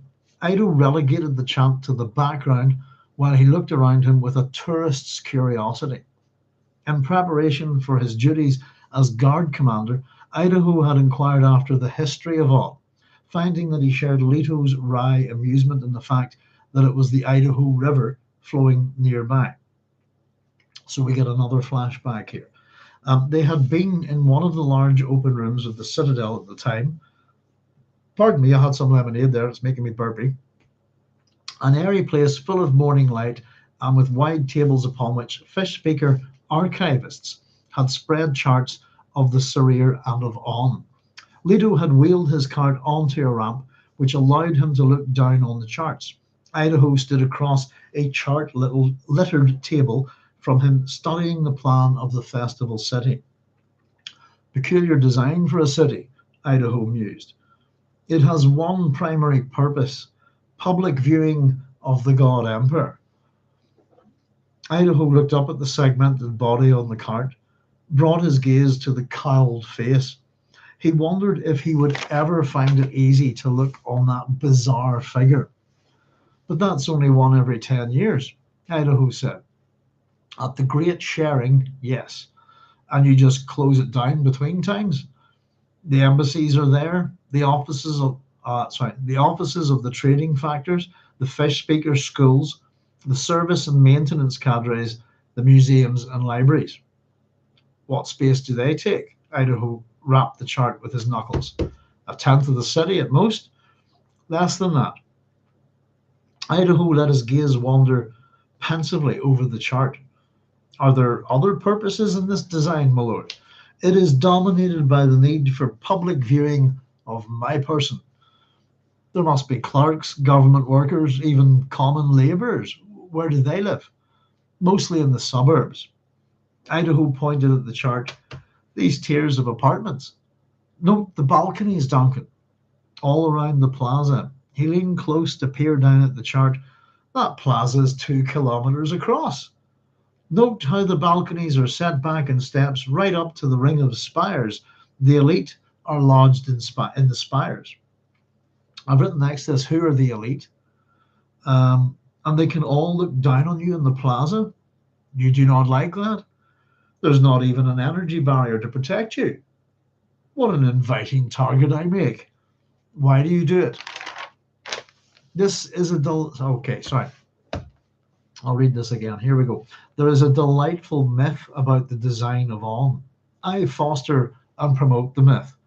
It is said that once there lived a people whose ruler was required to walk among them once a year in total darkness without weapons or armor. The mythical ruler wore a luminescent suit while he made his walk through the night. I'll read that again. The mythical ruler wore a luminescent suit while he made his walk through the night-shrouded throng of his subjects, and his subjects wore black for the occasion and were never searched for weapons. It's just interestingly within the language of Leto there that it matches the language of Frank as the author, if you like, in some ways. Words that are used now. There is a delightful myth about the design of Onn. It's his myth. So I've written here just to break this up. Was this mythical ruler young Leto? I've actually written, was it Muad'Dib? There's no name given. Paul, now just in relation to this, Paul built the palace at Onn, at Arrakis. The design of Onn, however, in this sense, that as a festival city, would be that of Leto II. In relation to just rulers who kind of walk among their people, there's a bunch, I suppose. But the one that always pops to mind, I think, is Harun al-Rashid from the Arabian Nights. That's often a part of a bunch of stories, is him popping into the city. But in relation to this actual myth, I've written down it's his myth. And I've also considered that myths are part of the oral history within Dune, and it seems that Leto controls them, that he writes them. I foster and promote the myth. He says it's a delightful myth as well. There once lived a people whose ruler required. Once lived a people. Is this the Fremen? Did they require a ruler to walk among them once a year in total darkness without weapons or armor? I don't know. It's but the mythical ruler here, I think, based on I've had a wee look at this, by the way, and I've also checked the encyclopedia, the Dune Encyclopedia, which is produced after this book, and I suppose they discuss the palace of Onn within it. It doesn't describe the design of the city within that, unfortunately. But this city that's been built like this was Arrakis. This is the only person that could have done this. Is Leto II here? That once there lived a people. Again, the Fremen used to live here, didn't they? But there's not hardly any of them left. The mythical ruler in this case, I think, is him. Harun al-Rashid, by the way, full name Abu Jafar Harun ibn Muhammad al-Rashid, also known as Harun ibn al-Mahdi. His dates are 763 or 766 to 809 AD, and he reigned from 768 to 809 AD. He was the fifth Abbasid Caliph, is that probably the way I should be saying that, is a major character in the Arabian Nights. Yeah, it's quite interesting when he turns up. I quite enjoy it, but he's a bit brutal, I think, sometimes. So my guess is that this mythical ruler, I don't know if you agree with me in this one, is Leto himself. What's that have to do with Onn and you? Well, obviously, if the ruler survived his walk, he was a good ruler. I don't agree. I've written next to this, or impervious to weapons. So no, if it's Leto. You don't search for weapons, not openly. You think people see you in this myth? It was not a question. Many do. Idaho stared up at Leto's face, deep in its grey cowl. The blue-on-blue eyes stared back at him without expression. And we get Duncan's thoughts here. Melange eyes, Idaho thought. But Leto said he no longer consumed any spice. His body supplied what spice his addiction demanded. That's interesting. I've made a wee note of this. It's at the bottom of the page. I'll get to it in a wee second. You don't like my holy obscenity, my enforced tranquility. It's interesting that he describes himself as holy obscenity, if you like. Used to get religious laws against, still some of them. What would it be? There are obscenity laws, blasphemy laws. What's the other one I'm thinking on? So we have blasphemy laws in Northern Ireland, and I think the English are freaking out. They're about to get them. And they're absolutely worthless in this country. Absolutely worthless. Obscene, in that sense, comes from the Latin obsceanus, which means ill-omened or abominable, which I thought was interesting. He's an abomination, isn't he? You don't like my holy obscenity, my enforced tranquility. If you left holy and tranquility out of that, obscene and enforced, interestingly enough, I don't like you playing God. That's Duncan. But a god can conduct the empire as a musical conductor guides a symphony through its movements. My performance is limited only by my restriction to Arrakis. I must direct the symphony from here. Now, the little bit of notes that are a little set of notes that I wrote at the bottom of this are to do with two things. With what we've just heard, his body supplied what spice his addiction demanded. That's one. My performance is limited only by my restriction to Arrakis. I must direct the symphony from here. Now, I've written down here that this makes no sense except in terms of the golden path and what we've read in our epigraph. Because the spice addiction that Leto suffers from, which means ultimately that heavy users of, the idea that once you're on Arrakis, if you're, part of it's in the air, the food, everything, that becomes that you can't, after a while, you can't leave Arrakis. You're stuck there because of melange. The spice addiction, which means heavy users cannot leave Arrakis, no longer applies to Leto because he can make his own melange. He has a melange factory in that sense. He can provide his own drug. It would remind you a little bit on the culture citizens who have their own drug lands built in, which I always like, the fact that they can get high on anything they want, get drunk, get absolutely slaughtered and all sorts of things. And then they have another drug that they can gland that just cleans out their system and they're instantly sober. But technically, he doesn't have to leave. He's not forced to stay on Arrakis. I suppose the point I wanted to make was he's not forced to stay on Arrakis because of melange, because he can make his own and take it with him, if you like. No matter where he goes, there he is, if you see what I mean. But it's more the fact that he can't, and I think it's a very little subtle thing here, that he can't leave Arrakis is because of our epigraph. It's not really to do with the melange at all. It's because now I must avoid water because there are no other sand trout, only the half-dormant creatures in my skin. Without sand trout to bring this world back to desert, Shai-Hulud will not emerge. The sandworm cannot evolve until the land is parched. I am their only hope. So I think that's why he can't leave, because it makes no sense in terms of melange addiction, if you see what I mean. I'm going to have to check out Nat King Cole's version of Red Sails in the Sunset, Carlos. I don't think I've heard that. I was just noticing that. Yeah, it's a good song, isn't it? I think Jimmy Kennedy is a really talented songwriter. Now, on we go. Idaho shook his head and looked once more at the city plan. What are these apartments behind the spires? Lesser accommodation for our visitors. They can't see the plaza, but they can.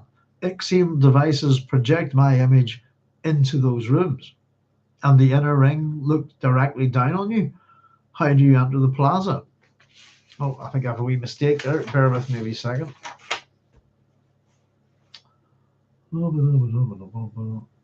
Yeah, I've just nothing major, just left out a letter. And the inner ring looks. directly down on you.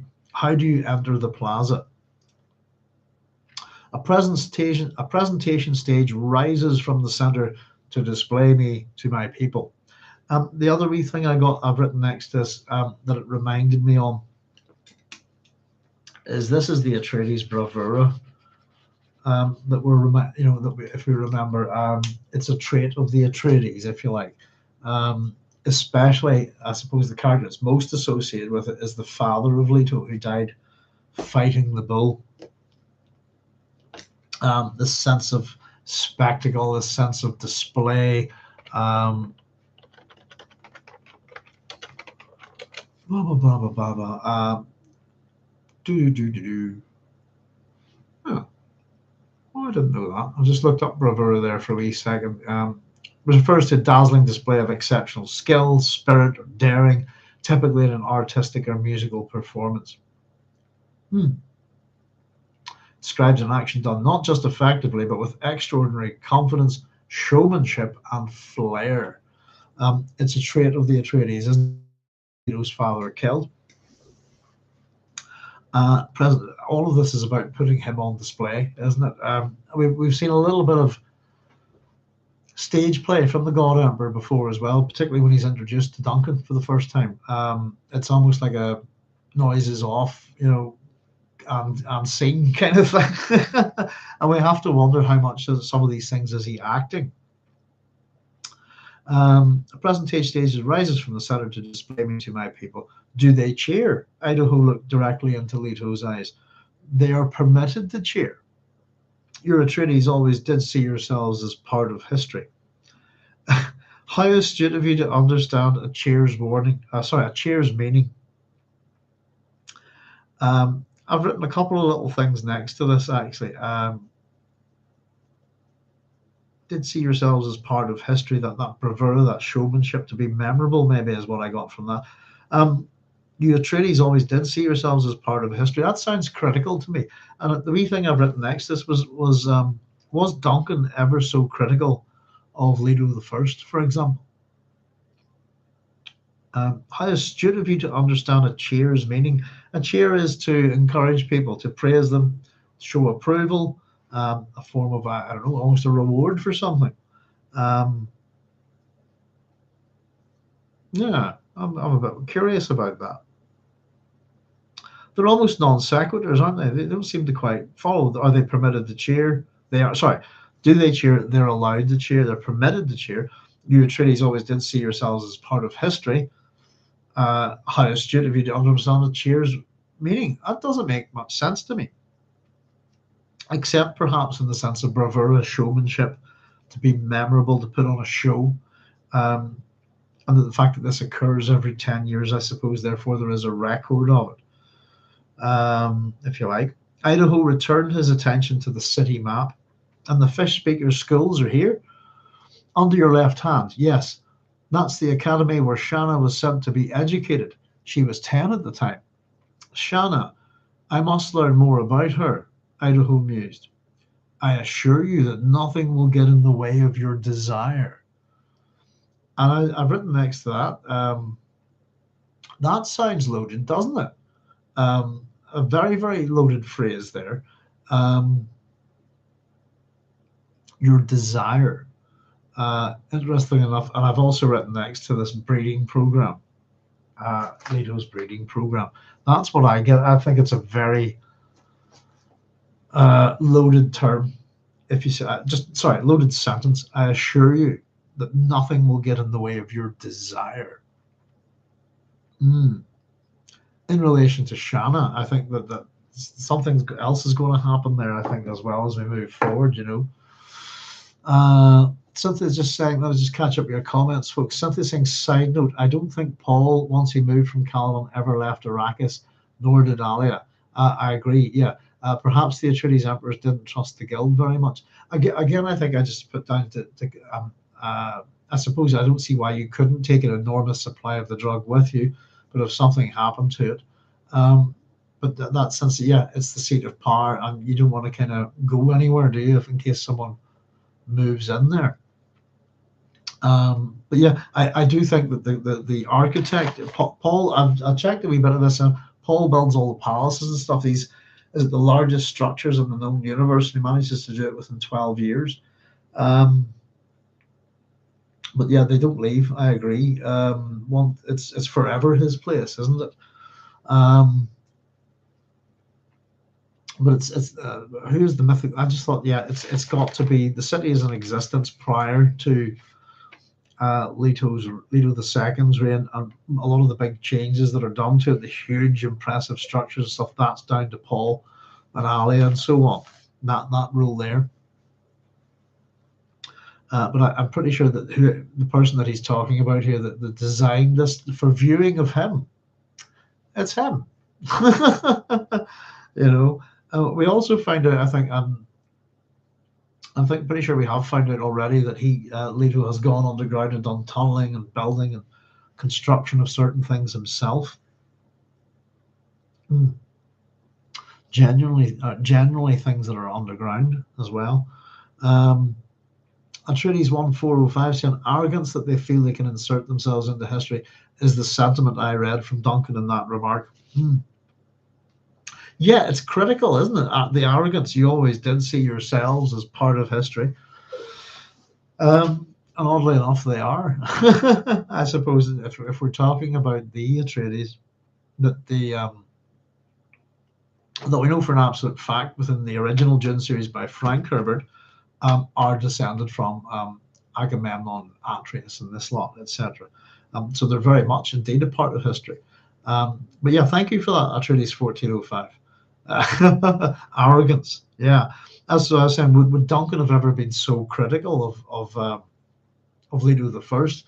And I don't think so.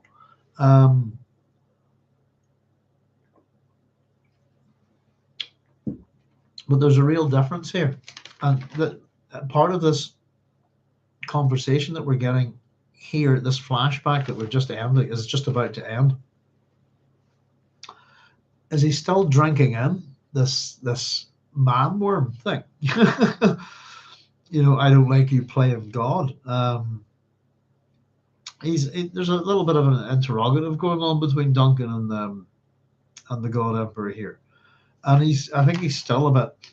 Are you really Atreides? I think.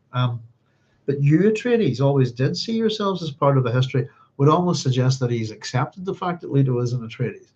I think he has at this point, but especially when the God Emperor speaks to him initially in Paul's voice, to kind of comfort him, if you like, or to not make him go a bit, what the heck,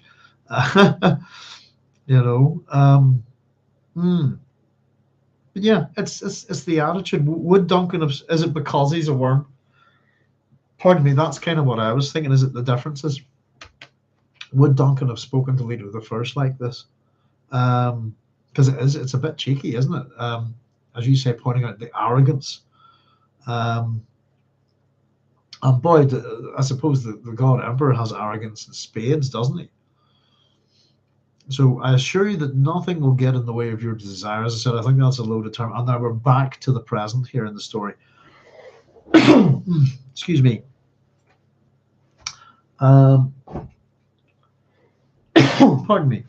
I get some fluids here, folks. Excuse me. That's better. Oh, that's funky.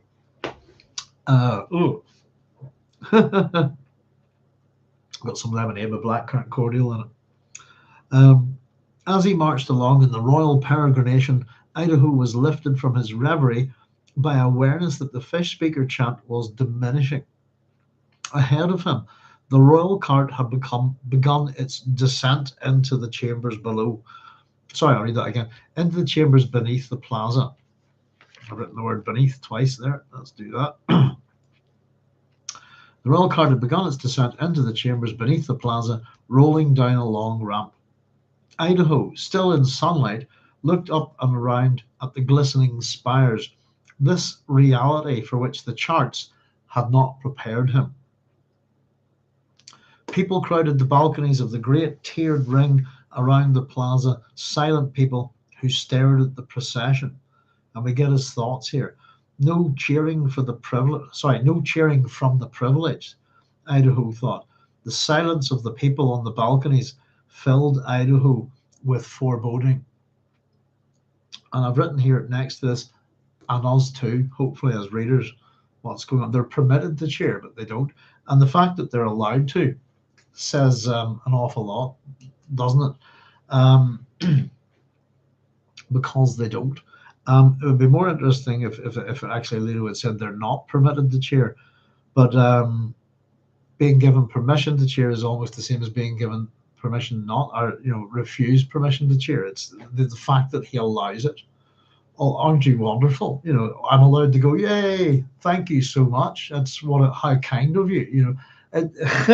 Talk about arrogance there at Ch20's 1405. It's incredible, isn't it? And yes, indeed, the silence of the people on the balconies filled Idaho with foreboding. We're getting a run of a thing here, by the way. I've written at the top of this. So the reality for which the charts had not prepared him. The map is not the territory. We're getting a dump of general semantic stuff here. The charts haven't prepared him for the reality of this place. The map is not the territory is a fundamental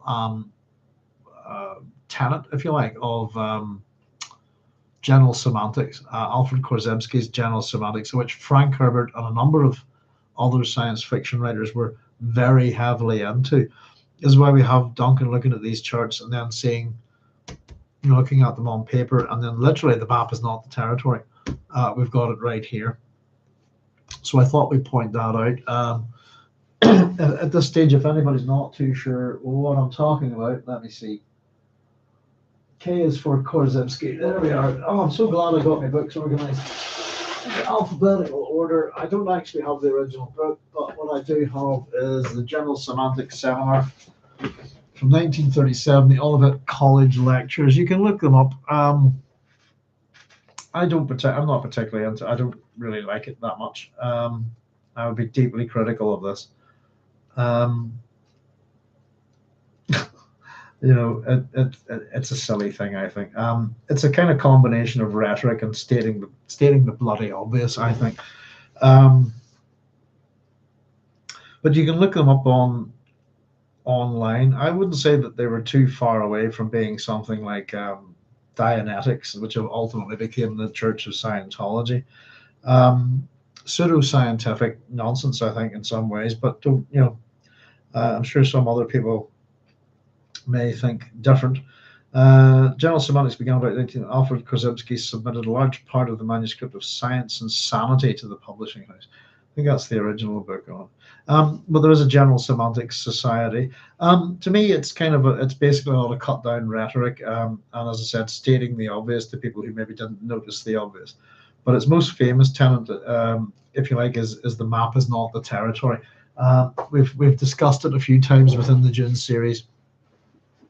I think Frank Herbert actually worked for someone in relation to doing with general semantics. Let me just quickly check that. But it's something that he's well invested in. Oh, I can't remember. I know who it is now, but I can't remember his name. Bear with me. So initials, isn't it? Frank Herbert is just the AI, heavily incorporated general semantics, a philosophy and psycholinguistic training method developed by Alfred Korzybski into his writing, most notably in Dune. Disciplines the foundational to the mental conditioning powers exhibited by the Bene Gesserit, Boris Moss, whatever that is. Oh, I think there's a relation, a quote, something to do with that within Timothy O'Reilly's book there. Oh,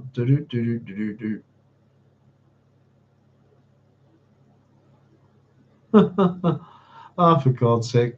Korzybski suggested writing entirely without the verb to be, to reduce rigid dogmatic thinking. I don't know. I think my language is pretty precise, to be honest with you. Words have meaning. It's just about using the right words, really, to make yourself understood, I think. But I'm trying to remember the chap's name. S.I. Hayakawa, that's it.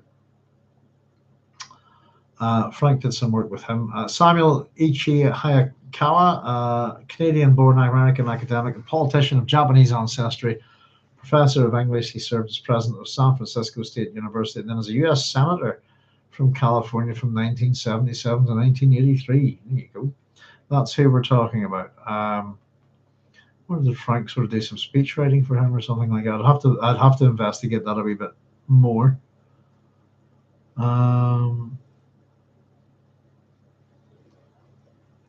Let's see, just quickly. Lectured at the University of Chicago from 1950 to 1955. He presented a talk at the 1954 Conference of Activity Vector Analysis at Lake George, New York, in which he discussed the theory of personality from the semantic point of view. It was later published as The Semantic Barrier. The definitive lecture discussed the Darwinism of the survival of self as contrasted with the survival of self concept. His ideas on general semantics influenced A. Van Vogt's Null A novels, The World of Null A and The Pawns of Null A. Van Vogt in The World of Null A, that is non-Aristotelian, makes Hayakawa a character, introducing him as Professor Hayakawa is today's Mr. Null A himself, the elected head of the International Society for General Semantics. Yes, indeed. It's interesting, I suppose, that Van Vogt within that Herbert's idea of the superhero, the dangerous hero, is partly in response. You'll find this within my PhD videos to what's known as the Van Vogtian hero. Again, one of the writers who was deeply influenced by this. Van Vogt kind of did a runner eventually from a lot of these people were involved in Dianetics as well. And eventually he kind of got out as well. We were having a wee chat there the other day about Alfred Bester and his writing for Astounding and so on. He put one story in and found the whole lot of them a bit too weird, too kooky. I'm out of here. And he never went back. A lot of his stories then got published by Galaxy. But we do have an association within science fiction writers of the time.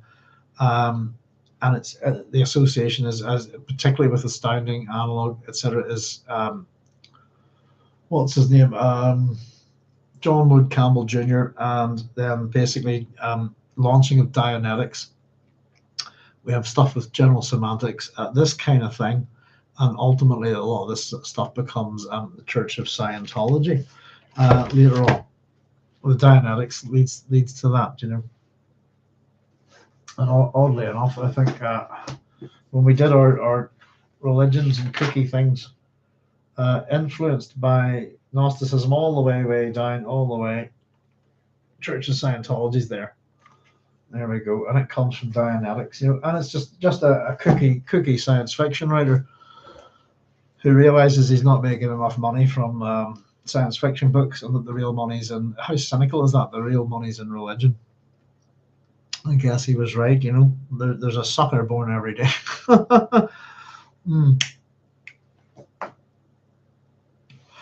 So this whole thing about the maps, the charts, and not quite equating to what he's saying. This is the map is not the territory, almost literally within this book. Well, no cheering from the privileged Idaho. The silence of the people on the balconies filled Idaho with foreboding. He entered the ramp tunnel and its lit hid the plaza. The fish speaker chant faded away as he descended into the depths. The sound of marching feet all around him was curiously amplified. I've written next this in contrast to the cheers, which are non-existent. You can't hear them. Curiosity replaced the sense of oppressive foreboding. Idaho stared around him. The flat-floored tube was artificially illuminated and wide, very wide. Idaho estimated that 70 people could march abreast into the bowels of the plaza. There were no mobs of greeters here, only a widely spaced line of fish speakers who did not chant, contenting themselves to stare at the passage of their god. Memory of the charts told Idaho the layout of this gigantic complex beneath the plaza, a private city within the city, a place where only the God Emperor, the courtiers, and the fish speakers could go without escort. But the charts had told nothing of the thick pillars the sense of massive guarded spaces, the eerie quiet broken by the tramping of feet and the creaking of Leto's charts. Sorry, Leto's cart. Apologies. It's my bad handwriting again. Idaho looked suddenly at the fish speakers lighting the way and realized that their mouths were moving in unison, a silent word on their lips. He recognized the word Siaynoq. So they're doing this, this kind of thing, sub-vocalizing it or something. Words in silence, by the way, is also a part of general semantics, if I can remember correctly. I haven't looked at that book in donkey's years. And at this point, I've just written next to this, he doesn't know this word's meaning at this point. But oppressive foreboding. And I think this city within the city, it's Leto who's done this, isn't it? He is the architect. It's to get all of this is about giving praise to him, one who speaks with sincerity. All of the meanings of these words. Once again, I think what's really important in this chapter, it's a little thing. It comes partly from the epigraph,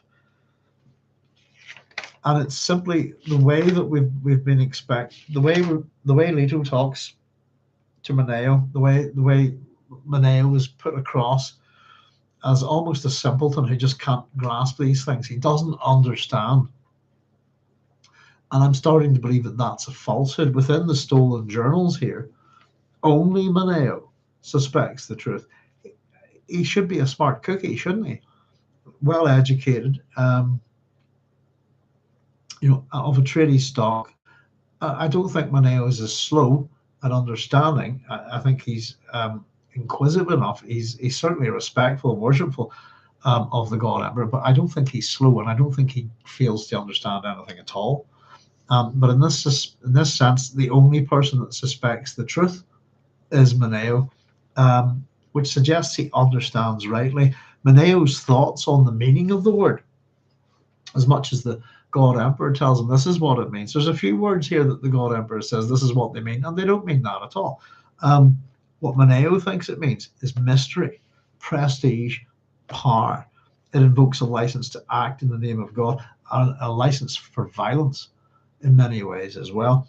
And it's the same astute observation of the Sardaukar that Leto the First has. It comes from Mineo here. A little bit more respect for Mineo in this chapter, I think, and again, from the God Emperor's words, we shouldn't really. He is a liar. He's an unreliable narrator, and he's a manipulator. He withholds information. He's evasive, and all sorts of things when it comes to this. But the myth of this person, it's Leto who's built this city. He's the architect. There are no other rulers between him and Paul Atreides. The ancient people, I think, are the Fremen that are gone. And so we get this little dump of the map is not the territory stuff here. And a sense of oppressive foreboding. And even the little comment, by the way, about Idaho and Shanna there, I think, in relation to the breeding program. I assure you that nothing will get in the way of your desire. It's a very loaded phrase, and I think it's a very interesting chapter for what it says and what it doesn't say. If you see it, I mean, it's hinting at things, and I think with the two flashbacks, one for Duncan, one for Mineo, just in conversations with the back to the now and the festival, and we're heading towards the point where I said this all follows on after the attack of the fish speakers. They've arrived. They're acting like nothing's happened. You've seen sort of huge processions and so on and so forth. The general semantics thing that it has a thing about words and silence, etc. And silence, I think, is very important in a book. The most impressive single word that you can slap on with an exclamation mark in any book is silence, and leave it on its own. It has real power and impact. If you see what I mean. The crowds aren't cheering. They're all quiet. This is their dictator. This is their God Emperor, who can quite possibly, read their minds, if you like. I think if you have, it would be almost funny if you had one person cheering and then going quiet, if you like. Um, the secrecy, the mystery of the word isn't in the word itself that's kept secret. It's the meaning of the word, and as much as it means something to the fish speakers, it means something in a way to what Leto wants us to think it is. What it actually means to Maneo is strongly reminiscent of the description of how to build the Sardaukar from Leto the First. Give them this mystique, sense of esprit, the fact that they're special, and they are, and they've been special for 3,500 years. So there we go. It's the end of another chapter. I really thought this was a good chapter. I quite enjoyed it because I got a sense of mystery from it, trying to figure out what's going on here, and the nature of the God Emperor. This entire city, this Festival City of Onn, is for me to show off to my people. No matter where you are, regardless if you're in the cheap seats or the expensive seats or up in the gods of the stalls or whatever, you get to see your god as he goes by on his wee cart. And so we get Maneo's the contrast of Maneo having had the conversation with Leto and being given the secret to Siaynoq. That contrast with the new Duncan Idaho, who's asked the meaning of the word, been told it's not for men, but Leto, our God, occasionally shares it with a Duncan, so you might find out what it means. And I suppose, not knowing what it means, we have to assume that everybody else who's not a fish speaker doesn't know what it means. Is Duncan's reaction to it similar to everybody else's, if you see what I mean, who's not a fish speaker? Is he our everyman viewpoint of this? So it's a very interesting chapter. I think it's a chapter that's full of mystery, oddly enough, because of the we get to see a little bit of the mysteries of Siaynoq, this term that's only for the initiated, if you like. As I said, it's always with the God Emperor. If it's for the fish speakers only, it's for them. He's happy to break his own rules, isn't he? I'll share with Maneo. What the hell? Here's a Duncan. I'll tell him. Granted, it's limited, but I thought that was kind of interesting. Leto is very much a do as I say, not do as I do emperor, if you like, But there we go. It's another great chapter, folks. A short one. I do want to tell you this much. I've had a wee flick ahead, not to, just to quickly read through, because it's a longer chapter. But the next chapter is a really good one, where we get to meet Ch20, or the God Emperor gets to meet Ch20. We get some conclusions and political machinations to the attack from the Face Dancers, and we learn a little bit more about Malky, the God Emperor's boon companion. Next chapter is going to be a really good one. I look forward to getting at it. Yeah, there you go. I hope you enjoyed that. I certainly did. Isn't it funny that it's always the little chapters that have more meat in them, and that the big chapters we tend to go slower through these smaller chapters as we do the book club, and we tend to move quicker through the longer ones. I think it's probably because they contain more dialogue, this kind of thing. But it's a very interesting chapter, and it's got a bunch of ideas in it, a lot of mystery. And again, if we're paying attention, Leto is the lesson. Always remember that. He's told us as much, It's not that he's going to tell us about bad leaders and so on and so forth, how utterly dangerous they are to society whenever they make mistakes and this kind of thing. He is the lesson. He's not going to. We're not finding out by being told by him. It's being demonstrated by him, and I suppose we're also finding out from his own words. But very much so, as we read, we cannot trust this worm man, this man worm, this Arrakis type thing. And he is still our hero, isn't he? This is the thing. This transition for us as a reader, I think, is very interesting, where we go from this 12-year-old, 10, 11, 12-year-old boy from Children of Dune. Interestingly enough, always remember his first act as a baby is to help his father kill Skytail. His first act is assistance of murder, or not murder, of killing a man, I suppose. So it's a bit of a journey, isn't it, as a character, that we go from the baby who helps his dad kill someone, almost as his first act, by the end of Children of Dune, this young boy who's merged with the skins of the sand trout, that they've completely covered him, and he's become almost indestructible. This mighty guerrilla warrior who becomes the new emperor with a devastating show of force and power. And then we jump through, and he's our hero up until that point. And then we jump 3,500 years into the future, and he's this thing. He's this gigantic worm who's got a good bit of wit and wisdom about him, but is exceptionally worrisome as an individual, as a ruler, isn't he? He's quite hard to fathom.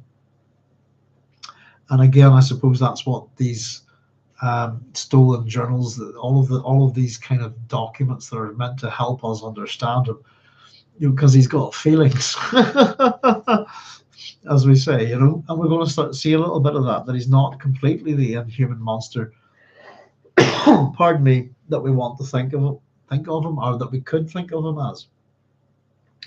But again, Leto kills the same way as Paul Atreides told us in Dune Messiah. Of all the millions and millions, was it billions of people that he's killed, that he's just like, Hitler, Genghis Khan. They didn't do it; their legions did. Leto's the same. He doesn't, probably occasionally kills a person himself, but it's his legions of fish figures that do his dirty work for him. And this is this festival, this mystique, this adoration of his person, which is only therein on, is part of that. It ensures their loyalty, their devotion, their admiration, and their willingness to do absolutely anything he tells them, and even to act within his name in any way that, it's all good, because he's God, if you see what I mean. Pardon me. So there we go. That's the end of chapter 20, folks. I thought it was a great chapter. Really enjoyed it. Some things we had to try and eke out there, and a few little things, a few little hints of stuff that we've seen before, if you like. And it's almost a reminder that we've seen them before if we pay attention, But there you go. As I said, the next chapter is going to be a doozy. I'm looking forward to it. It's about, let me see, got about 11 pages. I'll start off with a little bit of the oral history. So for next week, folks, starting on Thursday at 10 p.m. GMT +1, we're kicking off with chapter 21. Is in this copy is going to be page 145. So we're making, there you go, we're making a sizable dent in the book. I'd say, where are we? 145. How long is it? It's not the biggest of the Dune books, is it? Still chunky enough, but compared to the others, pardon me, I think it's probably the shortest one after Dune Messiah. I must check that out. But we've got 420. Excellent, 420. Sadness. Excuse me, 420 pages, and this we're 145 at the minute. So we're making a fair bit of headway into the story. It's good to make a wee bit of progress, isn't it? So there we go, folks. I'll wrap up and say goodnight. Let's just catch your call. Cynthia saying, thanks, Doc, and all. Thank you, Cynthia, as always. Thank you to everybody for your comments and little questions and all sorts. As always, it's a great help. And always, as Baked Alaska Joe was saying, don't ever worry about segues or anything like that. It's part of what we do. I enjoy it, and I'm actually trained, by the way, to bring things back. Rhetorically speaking, so I'm usually good at it. We won't get lost too much, and my notes keep as good as well. So I never mind that. I'm always happy to jump in to anything with sci-fi related or stuff that's related to this, and even a little bit of something that's not. It doesn't matter. It's all good crack, as they say here, So Cynthia, thanks, Doc. And Scorched Earth Policy 6 said, haha, good night, Doc. Yeah, thank you very much, folks. Been a pleasure as always. I'll just wrap up here and get my fizzy and my smoke, and it's coming up to half 12 here. Ooh, cold, wet, stormy night. So yes, indeed, everybody, thank you very much. Look after yourselves as always, no matter where you go. There you are, as we like to say, and we'll see you all next week for chapter 21 of God Emperor of Dune, where we meet Queen Nori. It's going to be a good one. I'm looking forward to it. So just remains for me to say good night to everybody. Look after yourselves, be safe, take it easy, be excellent to one another. Look after yourselves. Good night, folks. Take care. Bye.